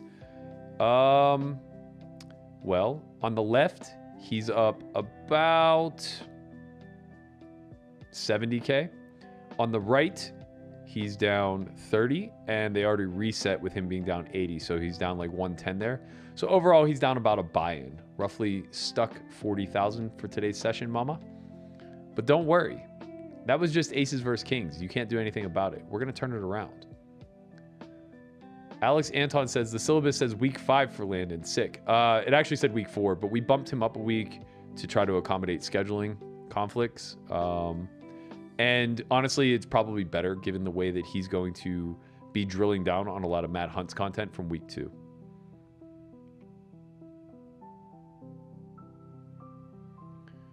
Did Berkey say if he has a piece of Landon? I did not today, but I do have a piece of Landon. I have a 30K side bet on him to win over the spot. And then I also am a 25% owner of his backing crew. and we have action. We are in action, baby. Is the deepest they can play 200 big blinds? Yeah, basically. I guess, yeah, I think so. I would have to like actually think about the math, but I'm pretty sure 200 is roughly it.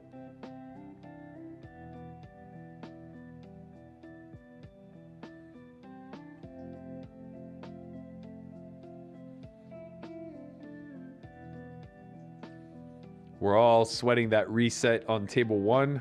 Need Landon to win a big pot.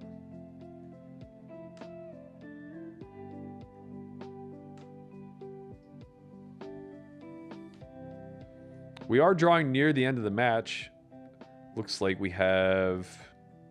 Oh, we have a little bit of time. Another 25 minutes or so. A lot can happen. Stay tuned afterwards. I think we're going to have at least Landon on for the post-game commentary. Just a quick rundown of what happened today. Jose L says, Berkey, pickleball rankings for poker players in Vegas. Are you top 3? I haven't played with enough of them to know. I honestly don't know. I've only played with Jamin, who's just learning. Fee, who's pretty good. Landon, who is not playing all that often and is still learning.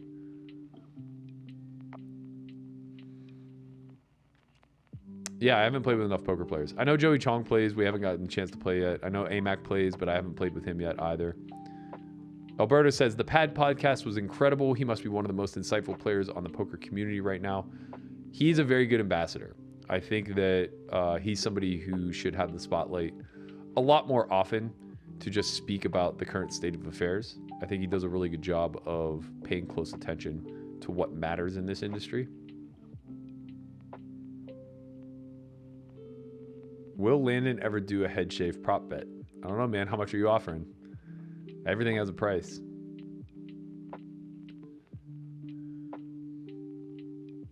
Bet and call by Landon on table 2. Loses to the 9-10. Double paired board on table 1. Looks like he went check, check, flop. Landon bet turn.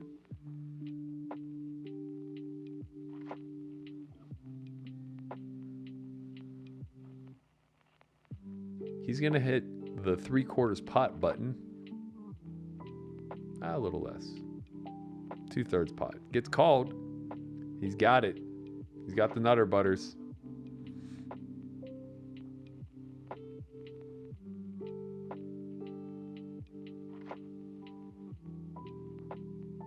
Three bet pot here on table 2.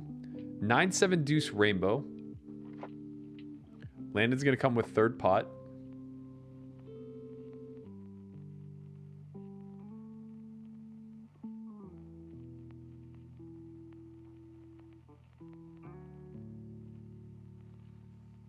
See what Perkins elects to do. This texture is going to distribute equity pretty evenly between the two. They're going to have a lot of things to draw to. Perkins does ultimately fold. Is the only way to learn poker to buy a course? As a beginner, I find it hard to get into studying without dropping 1K on a course. Any tips? There's a lot of really great free stuff out there. We have a ton of free stuff on our YouTube as well as our free roll access pass if you head to solvefory.io. And I think there's a lot of other really good free content makers out there that you can kind of pick through. Really, it's just about learning the principles of game theory, right? And you can do that, again, for nothing. I think Finding Equilibrium is a fantastic source of free information that does a great job of displaying game theory principles from a top-down approach, kind of a zoomed-out approach, the most basic principles and heuristics, all the way down to the zoomed-in granular look at things. 3-bet here on the left. Perkins comes with a 4-ball.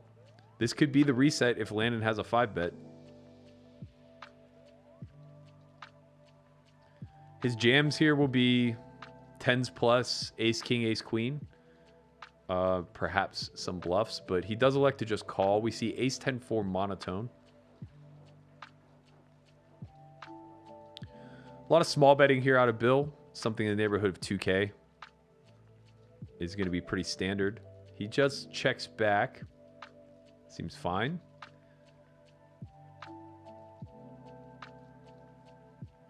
Pretty unlikely Landon polarizes at this point. I imagine if he bets, we'll see something in the neighborhood of 40 to 60. He does check. Bill now can go a little bit more in the half pot region, I think, after checking back, but he elects to check back again. Not sure he's going to have a lot of double delays here as far as bluffs go. He's probably just going to be pretty pitted to showdown value. A lot of 10x. Not a lot of 10x. Some 10x. Jacks through kings, of course.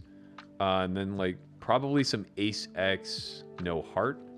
Checks down. He does have jacks with the heart. Hand makes a lot of sense. Our hero loses it. Split suit's another great resource. I know James very well. I think he puts really great stuff out. Definitely a good free source of information.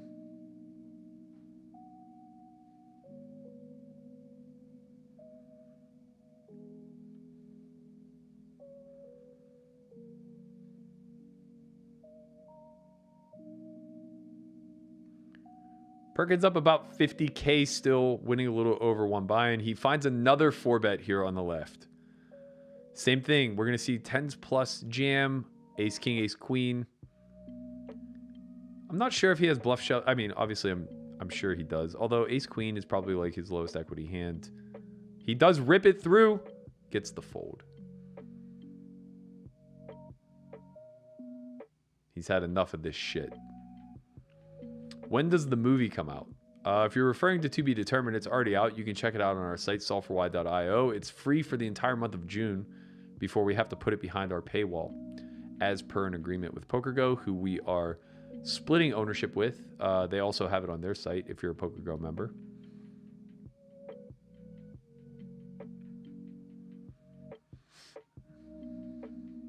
$10-8-3 single raise pot on the left. Landon goes with the big bet size. Call by Perkins. Turn 7. Not going to see a lot of betting out of Landon here. His 8-7s aren't really going to choose that size on the flop. Some of his Jack-9 will. Mostly going to be resigned to one pair holdings, though, at this point. So he's going to do a lot of checking back and a lot of... Oh, there's the 3/4 pot bet size. So that's probably going to be more a hand like 10-9, Queen-Jack. Obviously, he'll have Jack-9 in there.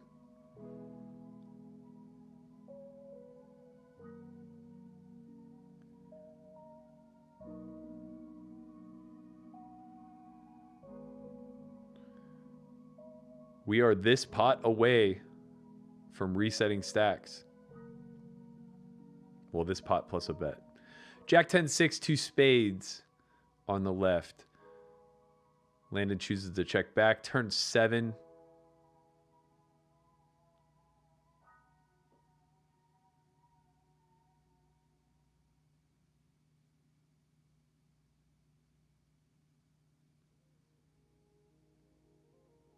Split suit. James split suit Sweeney. Very good low stakes coach. Very good entry level coach. Check on the turn 7. River 4. If Landon gets a bet and a call through here, we will be resetting these stacks. There it is. 3/4 pot. Call. Wins. Stacks. Should have reset, but we're going to play on.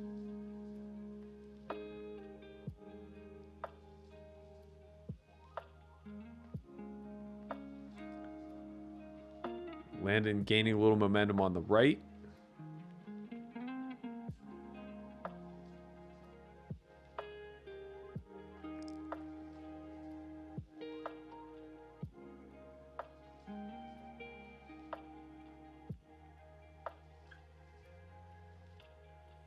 Ace, king, 7, 2 diamonds. Check, bet, call. Turn 6, check. River 6. I think we'll see some blocking here out of Landon with king X, ace X. Landon was up 98,000 coming into today's match. He goes for about half pot here. 2/3 pot, actually. He's losing about 40K today.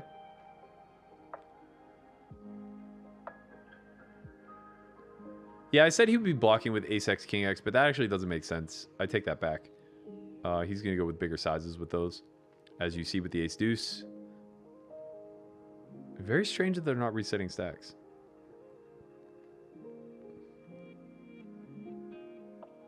It's funny when Perkins gets a reset, they snap reset stacks. Landon obviously just doesn't give a shit.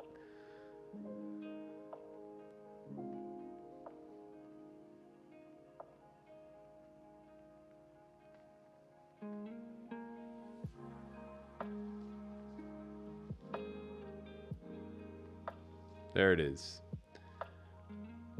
So Landon's going to pick up 85,000 from that table, which is going to neutralize the earlier reset, meaning that Perkins is up roughly what you see on table 1, which is only about 12K. And actually, Landon won an extra 5 there. So Perkins is up about 7,000 for today. We're playing very, very even at the moment. You love to see it after an aces versus king full buy-in cooler very early in this match. Have about 15 minutes left of gameplay today. Hoping for a little bit of action.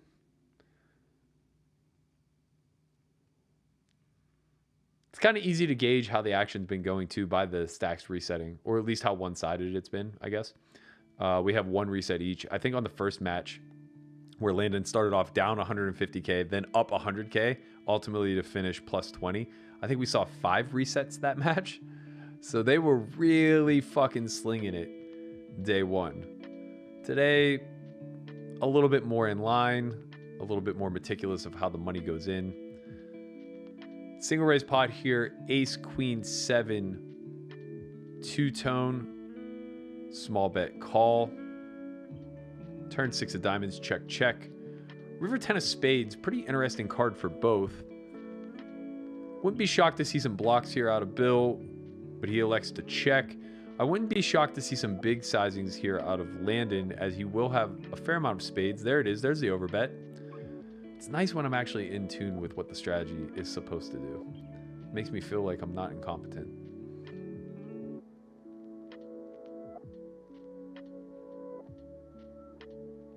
What's the plus minus of the two? Looks like Perkins is up like 4,000 right now. For today's session. Overall, Landon was up 98K coming into today, so he's up probably 94 still, which is very nice. Very nice for Team Tice. Man, we're going to have to get like t-shirts made and shit.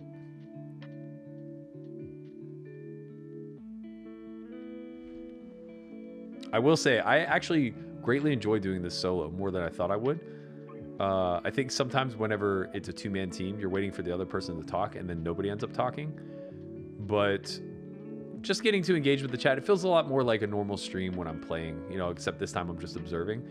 But the one thing that is a problem is 2 hours is a long time when you drink as much water as I drink. And boy, do I have to pee. But you know what? I'm here for you guys. I'm going to hold it. Because that's what a soldier does, you know? You just soldier on. Nice for Tice. I like that. I'm into this.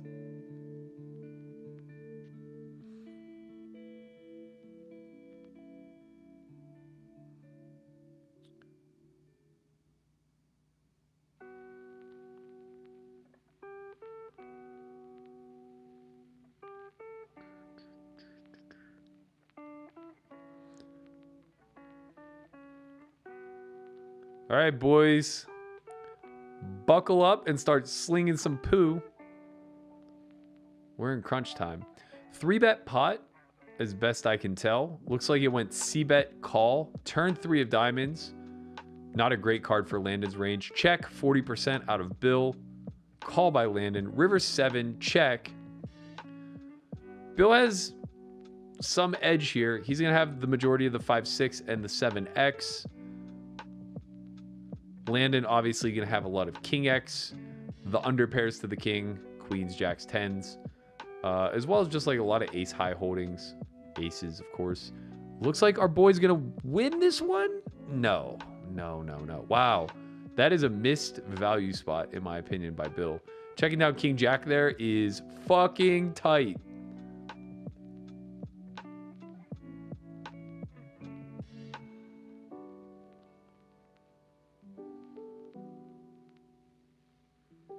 Dom says reset does not necessarily mean up 80K. Depends on how much each player bought in the time before the reset. Yeah, but I was paying attention to both those tables.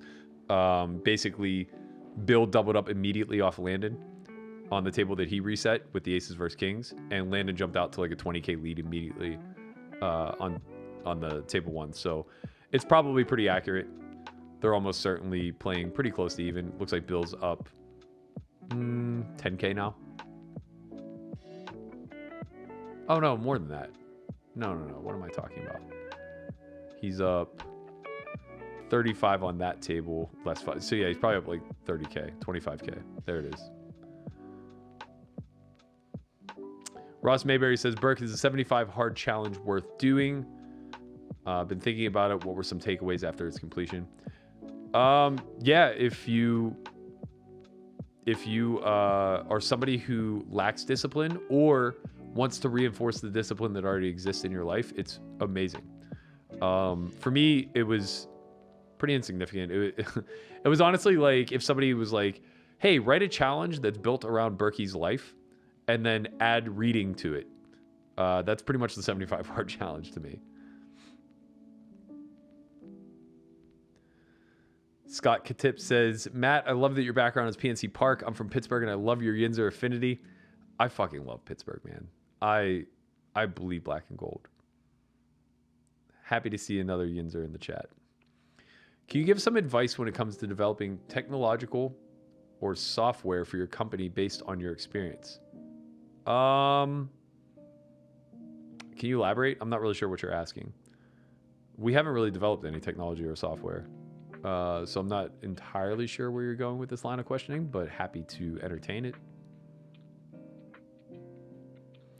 How important is it to be refined if you understand basic principles of theory and employ them per hand versus a low stakes field? Like things like having bluffs or 3-bets based on, I can't see the rest, but the importance of being refined is to make you know what you currently don't know. Even just in the way you framed this question, I would insinuate that you probably don't even know basic principles as well as you think you do. It's a whole hell of a lot more than just having bluffs in all spots and 3-betting based on a certain construction or formation. 3-betting based on combos. Yeah, that's not exactly how that actually that's not at all how we construct the 3-bet range.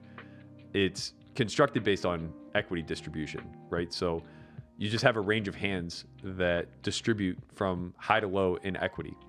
And there are certain situations where SPR is very low and we'll 3-bet a more polarized range where we only have high and low equity hands. But the majority of the time we're just 3-betting linearly, meaning that we have a spectrum of equity in our range, not like blockers. So yeah, being refined is incredibly important if your scope of knowledge is very rudimentary.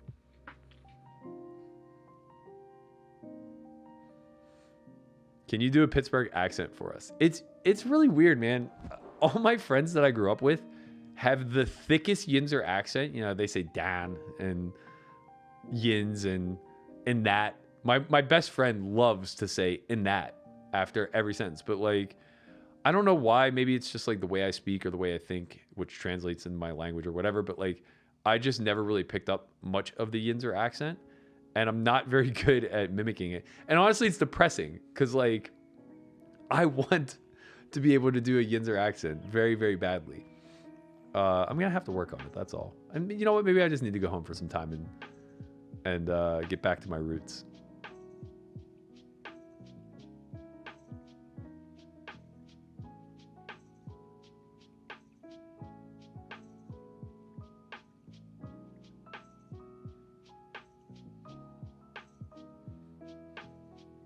All in by Kid Tice. Queen 10-8 two-tone. That's the Solve for Why Academy board. We study it to the depths. Turn 5, river 3. Looks like this was a 3-bet pot, C-bet pot. Probably 2-barrel. I'm guessing he went 3/4. Let's see. 8K, 12. No, he must have went small on flop, big on turn, and now all in on river. And he has Perkins in the tank. This would put us in the lead if Perkins calls and we win. He did not, though. He did not.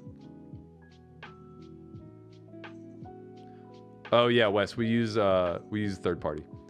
We initially built out our original website, but it just came with a lot of problems. We use Ustream's website now. They pretty much have everything that we want and are very accommodating. Bear down. Love it.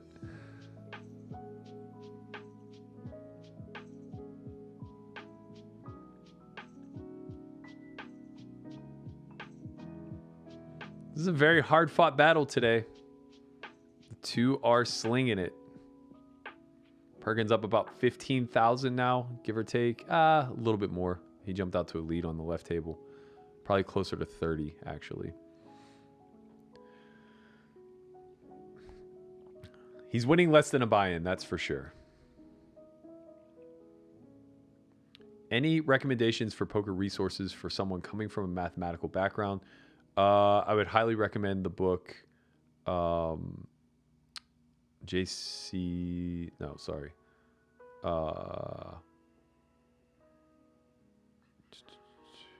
Why can't I think of it? I just read it. Or I just reread it.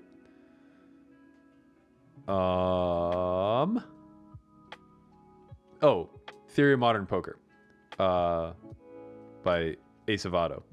I think that that's probably one of the most mathematically sound books that's been written recently. On a simpler level, I think that you could read Andrew Brokers' book.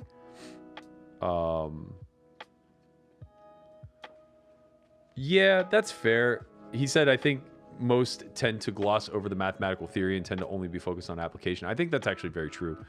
It's something that I make a very conscious effort of not doing with Solve for Why, but it's difficult because when you start to explain a concept like EV at the macro level rather than at the application level, you get a lot of puzzled looks, right? Because people want EV to be a quantitative term, because in essence it is, right? It's represented in dollars. But the truth is it's much more qualitative because we're kind of estimating everything along the way, right? Like the variables that are necessary to measure EV are assumptive. So in a big way, it's more so just like giving you a roundabout answer. But that's really difficult for people to wrap their heads around because now they don't understand what the necessity of knowing in any capacity what the EV of any spot is.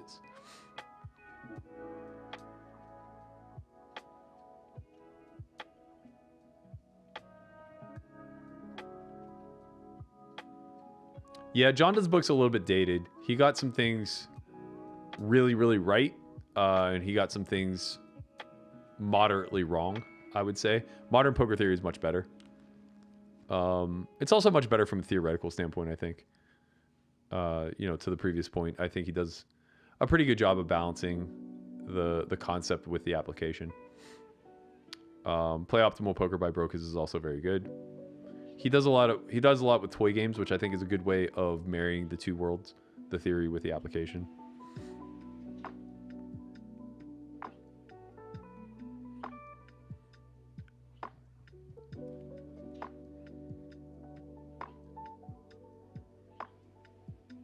So much bobbing and weaving, man. You just like sit through the single raise pots that are checked down to the river waiting for that 3 and 4 bet spot.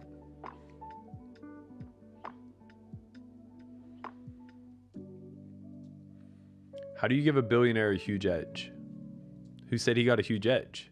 Who says he has an edge at all? He just got a huge spot. There's a difference.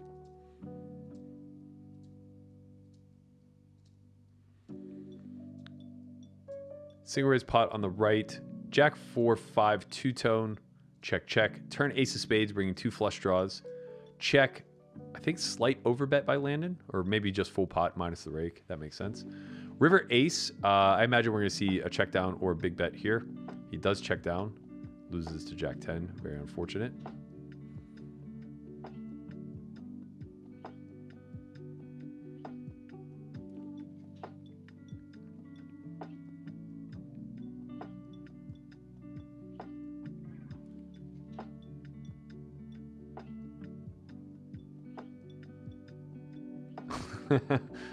Good one, Dom. You almost got me to read that on air.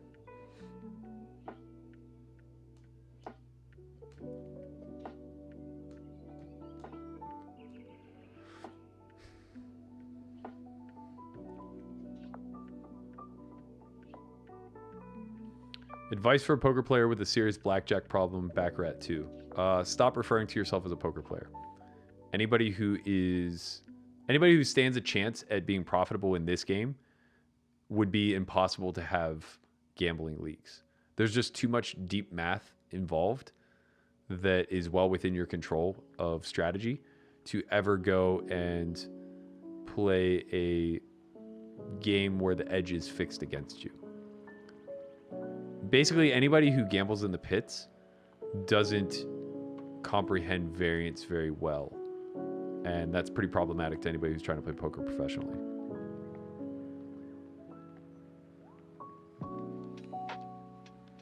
Alexander Hitch says, the more I see, the more I like Landon's spot here. Those missed value bets. And just waiting for the chat to catch up. Under-aggressing by Perkins. We'll catch up with him soon. Easy Landon Tice win. I promise you this. Nothing is going to be easy. I think that everything is going to be a struggle, but I like our spot. I like our spot. We are nearing the conclusion. Looks like Perkins is sitting out. That does mark the 2-hour point. This is going to be the last hand here on the left. Ace 7 4 2 diamonds. Quarter pot by Perkins. Call. Turn 7. We'll see some small leads here out of Landon.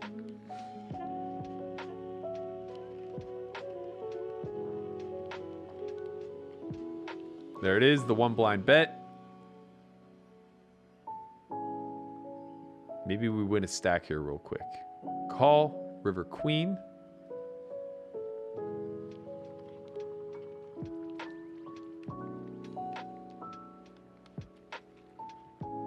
Check. Pot. Can we win a stack here? Can we find the rip? It would be about 3 pots if Landon shoves, but it's not out of the realm of possibility. I think it's his only raise size, to be honest. He just mucks it. Oh, they're playing for the button. So there will be one more hand.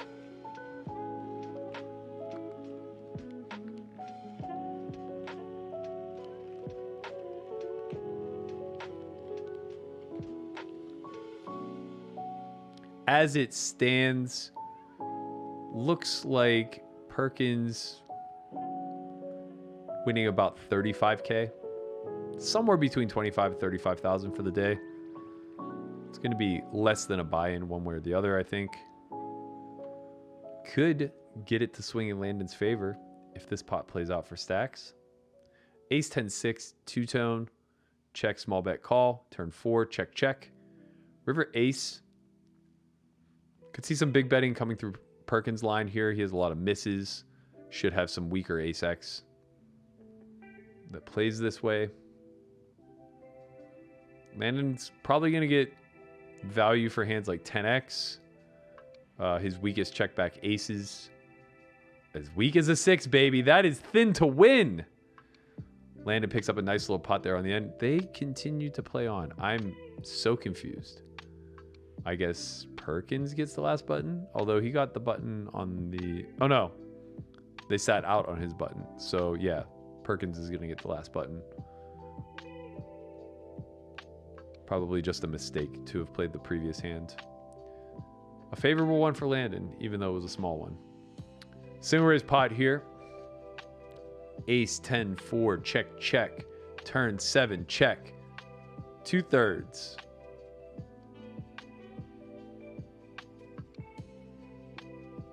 Landon will have some raises. Probably coming from the 5-6 region.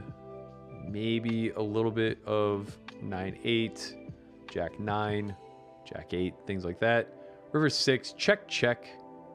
Perkins is going to recoup a small one before the match ends. And that's going to do it for us today. I think we're going to get Landon on. We're going to get some totals.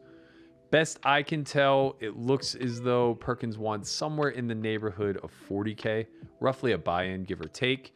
We will confirm that with Landon once we get him on the line. All in all, pretty great result for both parties. Perkins does chip away at Landon's 98K lead, which is very important because he's getting paid to do so, right? So assuming that they played another 400 hands or so today, that means Perkins made another 27 big blinds in the spot, which isn't insignificant by any stretch of the imagination. Or sorry, 36 big blinds on the spot, which isn't insignificant. That's roughly half a buy-in, so a little bit less. So you're probably talking about another 15 to 18K in the spot, as well as somewhere around a buy-in in the actual match, which is going to put things really close to even. Landon came in with just about 100K lead, but he was giving up about 50 to the spot. He'll be giving back, another 15 or so to the spot today, which is about 65, and Perkins won about a buy-in. So all told, when it's all said and done, through 4 matches, Landon is winning somewhere between 9 and 10 big blinds per 100, and Perkins being spotted 9 big blinds per 100. So we're playing pretty close to a draw right now. I do think that we have Landon on the line, so he's going to be joining us as soon as we get him the big window, just like he always asks for. Obviously, he's such a hound for the spotlight, that young Tice. He just has to have the big box.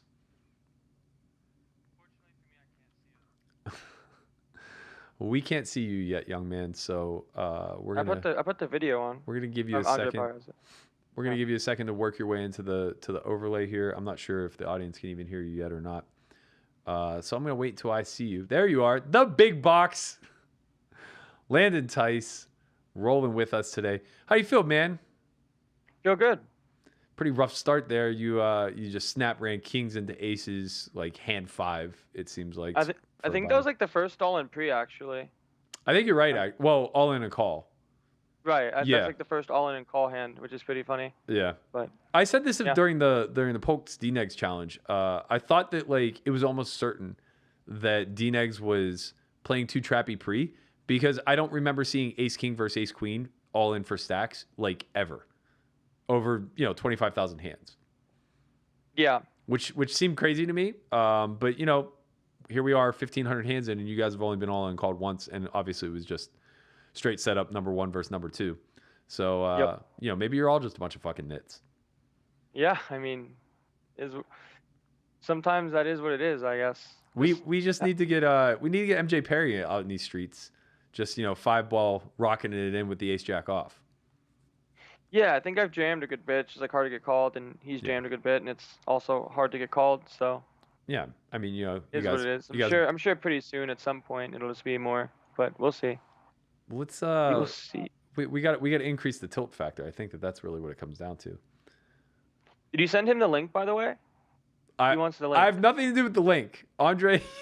You handle. Someone's got to send him the link. Just call him on Skype. I thought we hashed this out the last time, but maybe not. What was your overall win and loss for the day?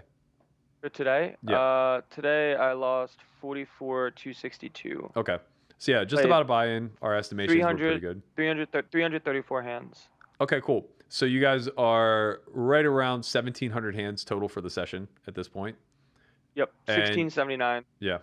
And given your 40K loss today, you're playing roughly about dead even, winning about 9 big blinds per 100. I'm winning 8, running at 12. Ooh, look at you, just running above EV. No, bad. Oh, yeah, sorry. Yeah. Well, you did lose a buy-in, kings versus aces. That's gonna manipulate that result. Should have ran out a straight, man. I wanted to see a 9, but should have ran it fucking twice. That's never gonna happen. What do we got to do to lower the volatility of all this? Nothing we can do, man. Seemed like a real back and forth today. Not a lot of like bombing, not a lot of tripling off from what I could tell. You guys were just kind of sparring a lot with a lot of single raise pots, a lot of small pots. Is this? That's kind of what it felt like. Yeah. Do you think that this is mostly just a byproduct of distribution? Like, did you notice any sort of like strategic change, or did it feel like there was anything big changing in the air? I don't think so, and I think it's still pretty too early to kind of call it. But I guess just sometimes when you play like only 2 hours, like there's not much blood in the streets, and then sometimes in a 2 hour session there's just only blood in the streets. So Yeah. we kind of had like a passive sort of day, I guess. Yeah, you guys did have a little bit of a fireworks session on Saturday, so I mean, Right. we were due for a little bit of a hand sample where not too much was going to happen. Right. You did reset stacks twice though. Can you Yeah. tell me why you don't reset immediately, but he does? I didn't really realize I was over 300. If I did, I would have reset, Yeah, but I just too busy I just winning. didn't realize I was at like 298, and then I won a pot and didn't realize I was at 306. So we just like played one extra one, and I told him to take some extra buttons because I was like a little bit up on the button. Mm. So we had to play like two more hands, so Oh, he could that's just what take happened at the take the end? extra button. Yeah, at the end I wanted him to take the button because I think before today I had a 5 button lead, and now I think I have like one, or like we might be like maybe one or like two The max. the fact that you know that it's first of all, as somebody who is on your side, it makes me so happy that you are so deep into the data that you know how many buttons you've had. But Yeah, as a no limit purist, specifically a live one, I'm dying inside. Like I couldn't ever imagine tracking a detail to that degree. But I guess you guys have software that are tallying all this stuff for you. yeah, just an even number of buttons just to make it all fair. Yeah. Probably should have asked for a little bit more buttons, but next time. That's what you should have done, Landon. It should be like, all right, Nine, look, I'll give nine, you, nine big blinds, but I just get like twice as much buttons. yeah, twice as many buttons per 100. I listen. We got to renegotiate. We all the terms are out there. I think we just need to fire a little bit harder on it. Did you get the link? Is it in the Skype chat? I got it. I got it. I got it. What? I sent it to him. Tell me what's happening when Perkins takes like the mid session break. What do you do I just got some water, man. Just kind of. when I you listened don't to the sit same out? song for 2 hours. When you don't sit out at the mid session break, in my head, you're still sitting at the computer, just clicking your mouse, waiting for him to sit back in, like the entire time, not wanting to miss a single bit of the action. Just chomping at the bit for this young man to come back and battle you in the heads up streets. Yeah. The How real it question how that's it on be. the real question that's on everybody's mind: when are you going to make your bed? Um, not today. Second question Not that today. everybody wants to know the answer to: is there a number that you would shave your head for? Probably not. No number. I like my. There's Yeah. no number. Yeah. I like my hair. Probably be like an obscenely high number, because then I'd have to grow it back again. Well, let's talk. How high? Probably like 7 figures. 7 figures, Landon. Yeah. I That's like an my hair. that's an unreasonable amount of money to shave a I head. told you it was gonna be in a reasonable amount of money. I mean, you should take 7 figures to go bald for life. No, I don't want to be bald. You It lose, might just happen though when I'm older, you know? you'll lose that Viking swag. Yeah. What, if you have any idea, is the plan moving forward as far as scheduling goes? Not sure. I'm hoping that he answers the call and then we can talk about it. Fair. You're definitely off tomorrow though. Yeah. Not sure. You have a I have no idea. you have a class to teach. Yeah, but that's early. So, well, like not early, but It's 4 maybe o'clock. after if he wants to play. But we'll see. Wow. You're just burning it at both ends, huh? Yeah, seems that way. What's your overall take as far as the pace of play and your expectation for the match? We played fast, you know? I mean, we're already almost 10% of the way through. So it's pretty quick. Definitely quicker than people thought. Yeah. How many sessions did you think it would take to get through the 20,000 when you were initially agreeing to terms? Um, I think it was probably gonna take around 30 to 40. Mm-hmm. So we played 4 sessions and we're 10% through. So it's probably gonna take around 40 sessions if we're playing 2 hours each. and then a little bit less. We play longer some days. Yeah, I actually think it might be fewer, to be honest. I know that you're on pace for 40 right now, but I imagine at some point you guys are going to play more than 2 hours. Or maybe I'm wrong. Maybe it's just always going to be a 2-hour schedule. Like, I guess you would know better than I would. Yeah, I just have no idea. You're like, I'm just here so I don't get fined. Yes. Any word on Perkins' side if he's joining or not? He said K, so I think he's in. I think he'll be here soon. I only ask because I really, really, really have to piss. Mm-hmm. Do you pee in a bottle? Is that how you handle this? No. I just go to the bathroom on breaks. Mm. I didn't have to go to the bathroom today. Mm-hmm. Fascinating stuff. Fascinating insight into the mental I'm state. just kind of here, man. Like I don't really feel too much. Don't really feel one way or the other. Felt like I played pretty okay. I mean, yeah. To be fair, like when you're only swinging one buy-in in either direction. I mean, you've played enough heads up until this point where it's like you've seen 10 buy-in swings in a day. So I would say, like from a volatility standpoint, you guys have been pretty much on the low end throughout the entire 4 sessions so far. Maybe not entirely true. Obviously, last session was pretty. There he is. You made it. We see you. You see me, but don't hear me. All right, hold on. I hear you. You're just very echoey. Very echoey. That's weird. Maybe it's because of this. I don't know. Maybe put this over here. How about now? Is that better? Didn't really change anything, but we can hear you. It's okay. Okay. So what's up, man? How you feeling? You got a little bit back. I didn't get to see you on Saturday. I'm still tilted on that fucking Jack 8 hand. I'm like, what the fuck? Walk us through it. What was the Jack 8 hand? So the flop was, I don't know, was it 5-4-4? Yeah, it was 5-4-4 with a heart. Rainbow. He bets the smaller side. I check raise him kind of full pottish or 90% pot. I can't recall. He calls. Turn is, I think, a 10 of hearts. Is that correct? Let me find it. I think 9 of hearts. 9 of hearts. 9 of hearts, and then reason. I pot it, I believe. You potted it, yes. Yeah, I was like, what kind of size do I have here? I overbet that shove. I was like, I think I'm popping overbet. I fucking know what the pop does. I have an 8 of hearts, so I felt pretty, pretty okay there. I was like, I'm getting salted or whatever, like, you know what I mean? Like, I'm just not going anywhere. And he has worse fours, right? You can have a 7-4, 8-4, whatever. Anyway, river's a deuce of heart. I have like a pot size bet left. I'm like a little bit lost, but I'm like, I'm not going anywhere. I'm in infinity shove, and I have the 8 of hearts. I ship it. Of course, he calls with Jack 8 of hearts. I'm like, what? But yeah, Jack 5 of hearts. I'm like, okay. Yeah, Jack 8 of hearts. I was fucking. You should have heard me scream. He's young and optimistic, man. That's the way this stuff works. Okay, so that hand reminds me of something I've been trying to get to the bottom of the entire challenge. Why, when you go all in, are you not actually all in? I don't understand that either. Like, there'll be like $1 left or whatever.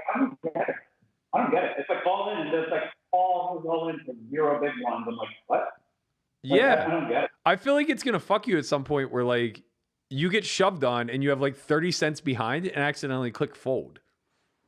I mean, I typed in a number bigger than the money I had, like 96 or whatever. And then I go back, and then, it's weird. It's a freaking glitch in the system. I don't know what it is, but I agree with you. It could be a problem where, like, you just fold for a penny. Yeah. Yeah. Which would be absolutely brutal. Has it happened to you, Landon? No. I moved the bet slider all the way down. Yeah. Yeah. I wonder if it's an ACR thing or if it's like, are you guys using Table Tamer or anything along those lines? No. I don't know, but it's happened to me several times. And I put in, like, I'm betting more than I have, so it auto fills you to all in, and then it's like 2 whatever cents. Yeah. It'd be funny if I folded and was a correct fold for like 2 cents of chinchilla. On the 84 hand. Not like an accidental correct fold, not like a GTO correct fold, you know? Yeah. So fill me in, I guess. Like, how do you feel? Obviously, we didn't get to talk on Saturday, and it was a pretty big session with Landon picking up 4 buy-ins. You recoup a buy-in today, and you're playing pretty even to the spot thus far throughout. How are you feeling about like your game, about the big swings on Saturday, and just like recouping a little today? I mean, Saturday kind of rattled me. I mean, you know, we had that little kerfuffle going on, and the night before was my anniversary, so I don't drink, and we were up late drinking, and then, you know, we had to deal with the thing all day. So I was tired. And then, you know, it's swingy, and, you know, sometimes I was, you know, I've been told, like, and I find it to be true, like, I thought I was playing worse than I actually was. Like, after I went through hand review, it was just like, I was just losing.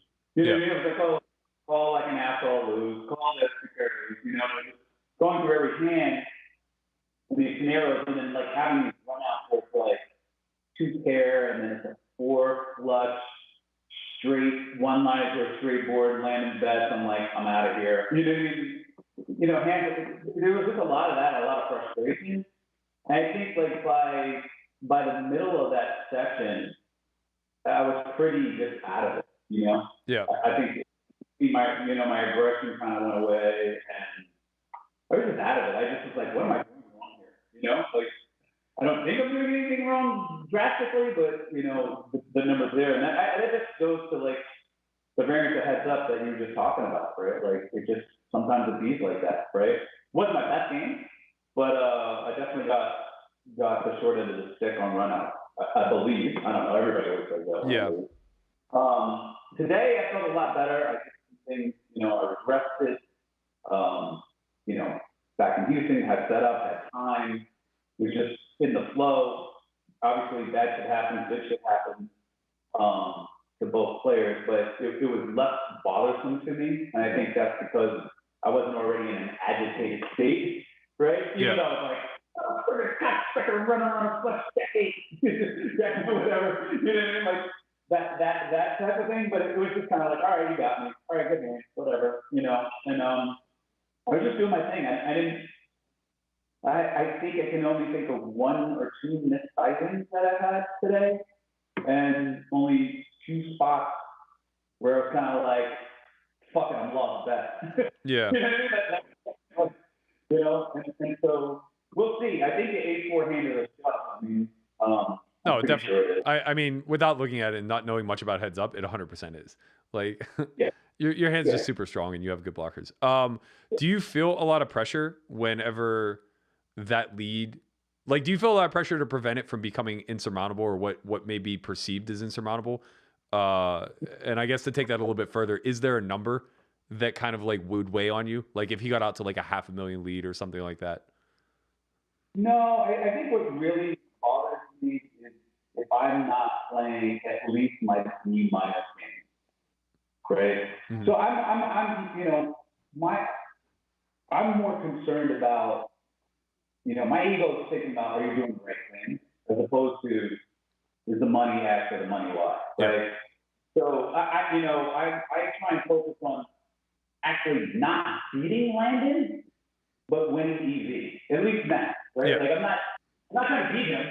He's like a test, like an exam, and I got to pass the exam, and I get a whole bunch of scenarios, and I got to kind of do the right thing, right? And so when I start like getting lost a lot, or put in spots where I'm not making the right decisions or I'm rushing, that's what I'm more worried about than anything. That makes sense. Yeah. He's very bad. He's got some good pressure spots, and you know, he does a lot of things, and it's like, okay, am I doing the right thing? Am I calling with net no pair here? I don't know, whatever, you can have this, the boys pair, whatever, roll, fall, you know? Yeah. I think I'm doing the right thing. But when I do the wrong thing, and I know I've done the wrong thing, then I feel like I'm really punching myself. Yeah. There was one hand in particular I wanted to ask you about, and you know, if you can't divulge anything, don't worry about it, no big deal. But there was a river spot where I think Landon shoved for 3x pot or 3.5x pot, and you seemed to be in the deep tank, like you actually had a decision. Was that just like a sizing that caught you off guard, or like did you actually have a real hand of consideration? Was that in the 3-bet pot? I believe so. Yeah. Yeah. On that hand, I flopped double better. I think it was a queen high board. Mm-hmm. Queen board with a flush, or I think it was like queen 10 9 or something like that, or queen 10 8. 8. Yeah, queen 10 8. And I have ace jack. So like on the flop, I'm not going anywhere, right? Turn goes check check, and the river he fired, and I'm like, do I have ace high call here? You know, and it's like, you know, so it took me a while to just get through my thought process. Like, Yeah. Okay, he's probably given up with flush draw, so he doesn't have a flush draw here, right? So that eliminates some of the combos that, whatever, unless his flush draw river some sort of, I don't know, what he could have, what was the river, like blank, right? Blank 3, it was like. Yeah, it was a 3, but I think that's a different hand. That's I jammed like stack to pot 1. There was a hand where I think there was a flush on the turn, and I bet, and then the river was a brick, and I 3x potted it. I think it was a single raise pot, where I jammed like 4x pot on the end. Yeah, and I was like, you have the nothing there, and I'm like, I don't know, like, how many people, I think I have 2 pair on that hand. Yeah. I just need to just mourn my hand for a little. Sometimes I just need to mourn my hand and go through it, you know, like, I don't want to just snap full, right? Because there are some crazy ass heroes. Yeah. Right? Yeah. I don't think they are.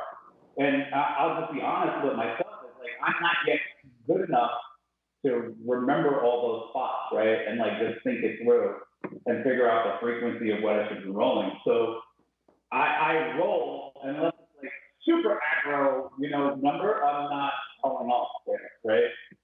But and it also makes me think it's like, okay, you know, it's just one of those things, right? Like, got this guy shipping there. What do you have there? And then it's just like reveal my motherfucking hand.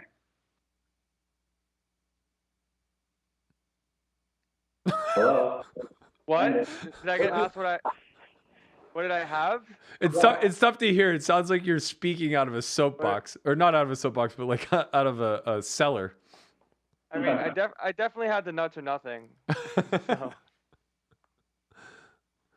Now we lost Bill.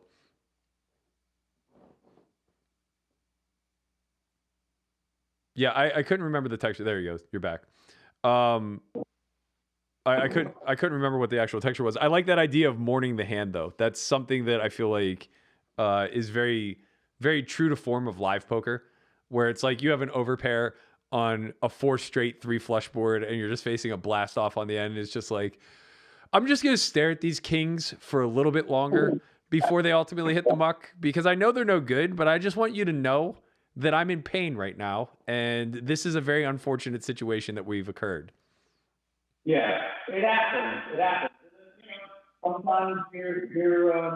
You know, sometimes sometimes like I have like amazing blockers to everything, and you can be bluffing, and you know, those boards are, you know, people have bluff. They got a lot of bluff there. Yeah. Boards, Yeah. So, you know, you gotta think, is this a spot? Is this the chance? This is where you stand up and fight, you know? I just didn't have it there. There was no reason, at least in my mind, if I'm playing a B game or better, there's no reason for me to delve into those areas where I'm not aware of it, especially since we're not trying to love each other and the pressure's not up on you. You know, chips are flying. They're very GTO flying, but they're not. It's not crazy, right? Yeah. Tell me a little bit of the difference then. Like, what in your opinion separates like your A game from your B game from your C game, et cetera? Because I know for me personally, it's really difficult to tell because the feedback loop is often, am I winning or not? And I know better psychologically than to measure that way. But when you're only playing 250 or 350 hands, what better measuring stick do you really have?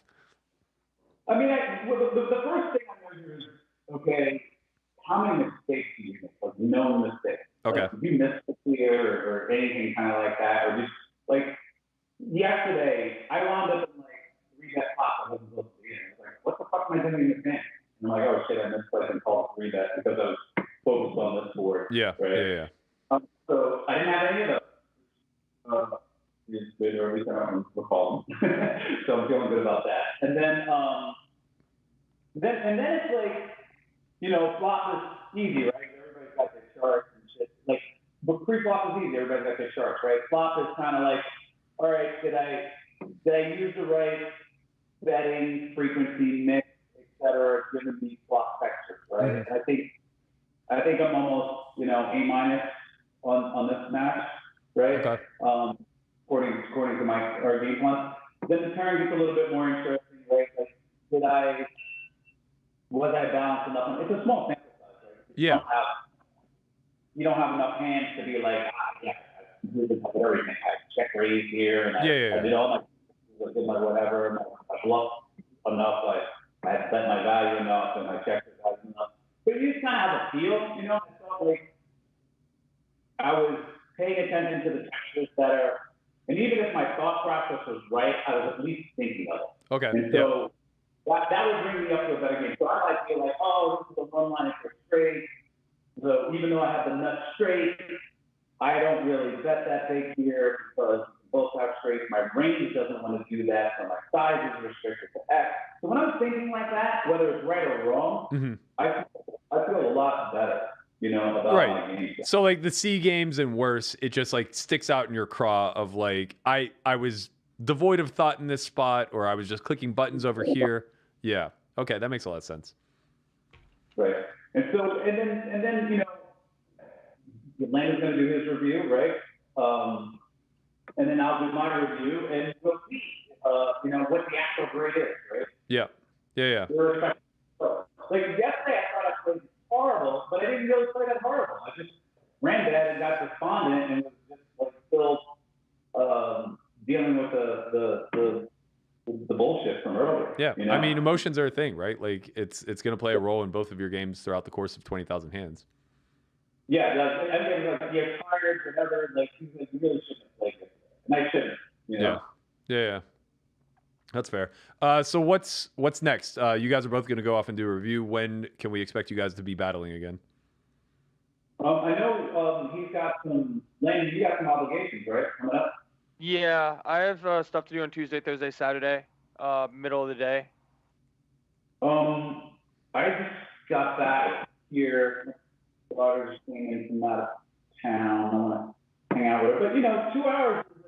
When we do 2 hour sessions, God, give us more opportunity to get something in. You know. So I'd like to give like an hour notice or whatever, so people can finish some streaming up, et cetera. But like, maybe we can get something in tomorrow. It would be nice. If not, you know, we'll try and weave in 2 hours on that's outside the time frame where Landon has obligations during this week. Yeah, I mean, I think it just depends on timing tomorrow. I think I'm busy from 4 to 6, but then free after. I think that's the timing schedule. But yeah, so I guess we'll just sort of figure that out. Yeah. Yeah. Okay. So I mean, like, you know, nobody's stopping anybody, right? Like Landon, you know, he's eager to play. It's obvious, right? And I'm not ducking anybody, right? But we're just trying to, you know, make sure, you know, it fits everybody's schedules and everybody's priorities in line, you know? Yeah. Okay. So I guess we'll wait with bated breath. Maybe there will be a early afternoon session / morning tomorrow, I guess. That's possible. Yeah, it could be. It could be. I mean, it'd be hard pressed, but it could be. And then, you know, we'll get something in this week, right? Like, I don't think we're going to go 3 days without a match. Yeah. Right? There was a lot of from before was like, oh, we're going to finish this match or whatever. And I was like, guys, we're going to get it. It's just going to be, if you accept the chaos of scheduling, we're going to get, you know, we want to get in 15,000 hands before the World Series of Poker. Is that right, Landon? Am I saying that? Yeah. And I was just like, we're going to get that, you know, barring act of God or, you know, God forbid something has bad or another life. We're going to get that done. Yeah. Yeah. I mean, you guys are on pace to get through it by late August as is. So I think that, you know, I agree. I think that you guys are setting a pretty good pace, and as long as you can keep getting in 3 matches a week, this thing's going to be over in a very reasonable amount of time. Yeah, how has it been watching that? Like, has it been entertaining? Are you liking it? Like, The 2-hour sessions are really great. It's easy to stay engaged. Obviously, it's like it's only 2 hours, so the sample's small. So sometimes there are days where there isn't a ton of action, but it's heads up. Like there's a lot of volatility, so it's pretty easy. Especially like once the 3 and 4 bets start flying to kind of zoom in and see some chips fly around and stacks change hands.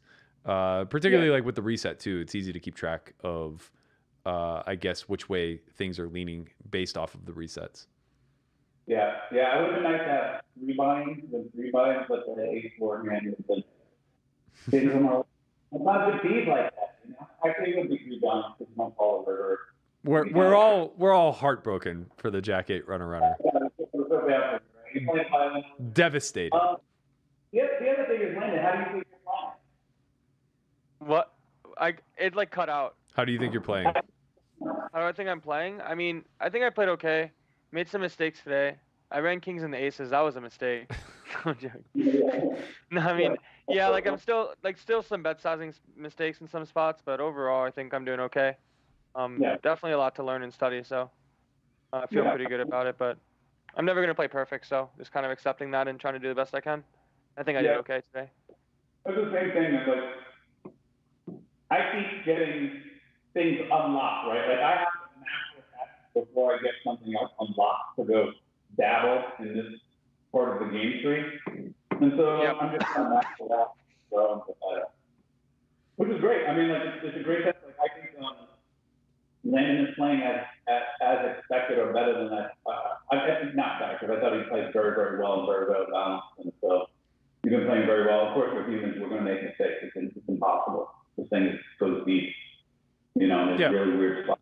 I think it goes both ways, though. I think that like you're also playing as, or I should say as expected, but probably better than expected, especially judging off, seeing the lines move a lot. There was a point after match 2 where I think that the going rate was you plus 6 big blinds instead of 9, which has to feel pretty good. I mean, that's a pretty big vote of confidence from the betting community on your side.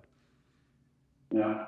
I mean, it is what it is. I mean, as you said in the beginning, I heard you talking about the volatility. It's really volatile. Like sometimes you do all the right things and you just lose 4, 5, 6, 7, 8 times. It's very easy to do. We're waiting for it, man. We're ready for the blood.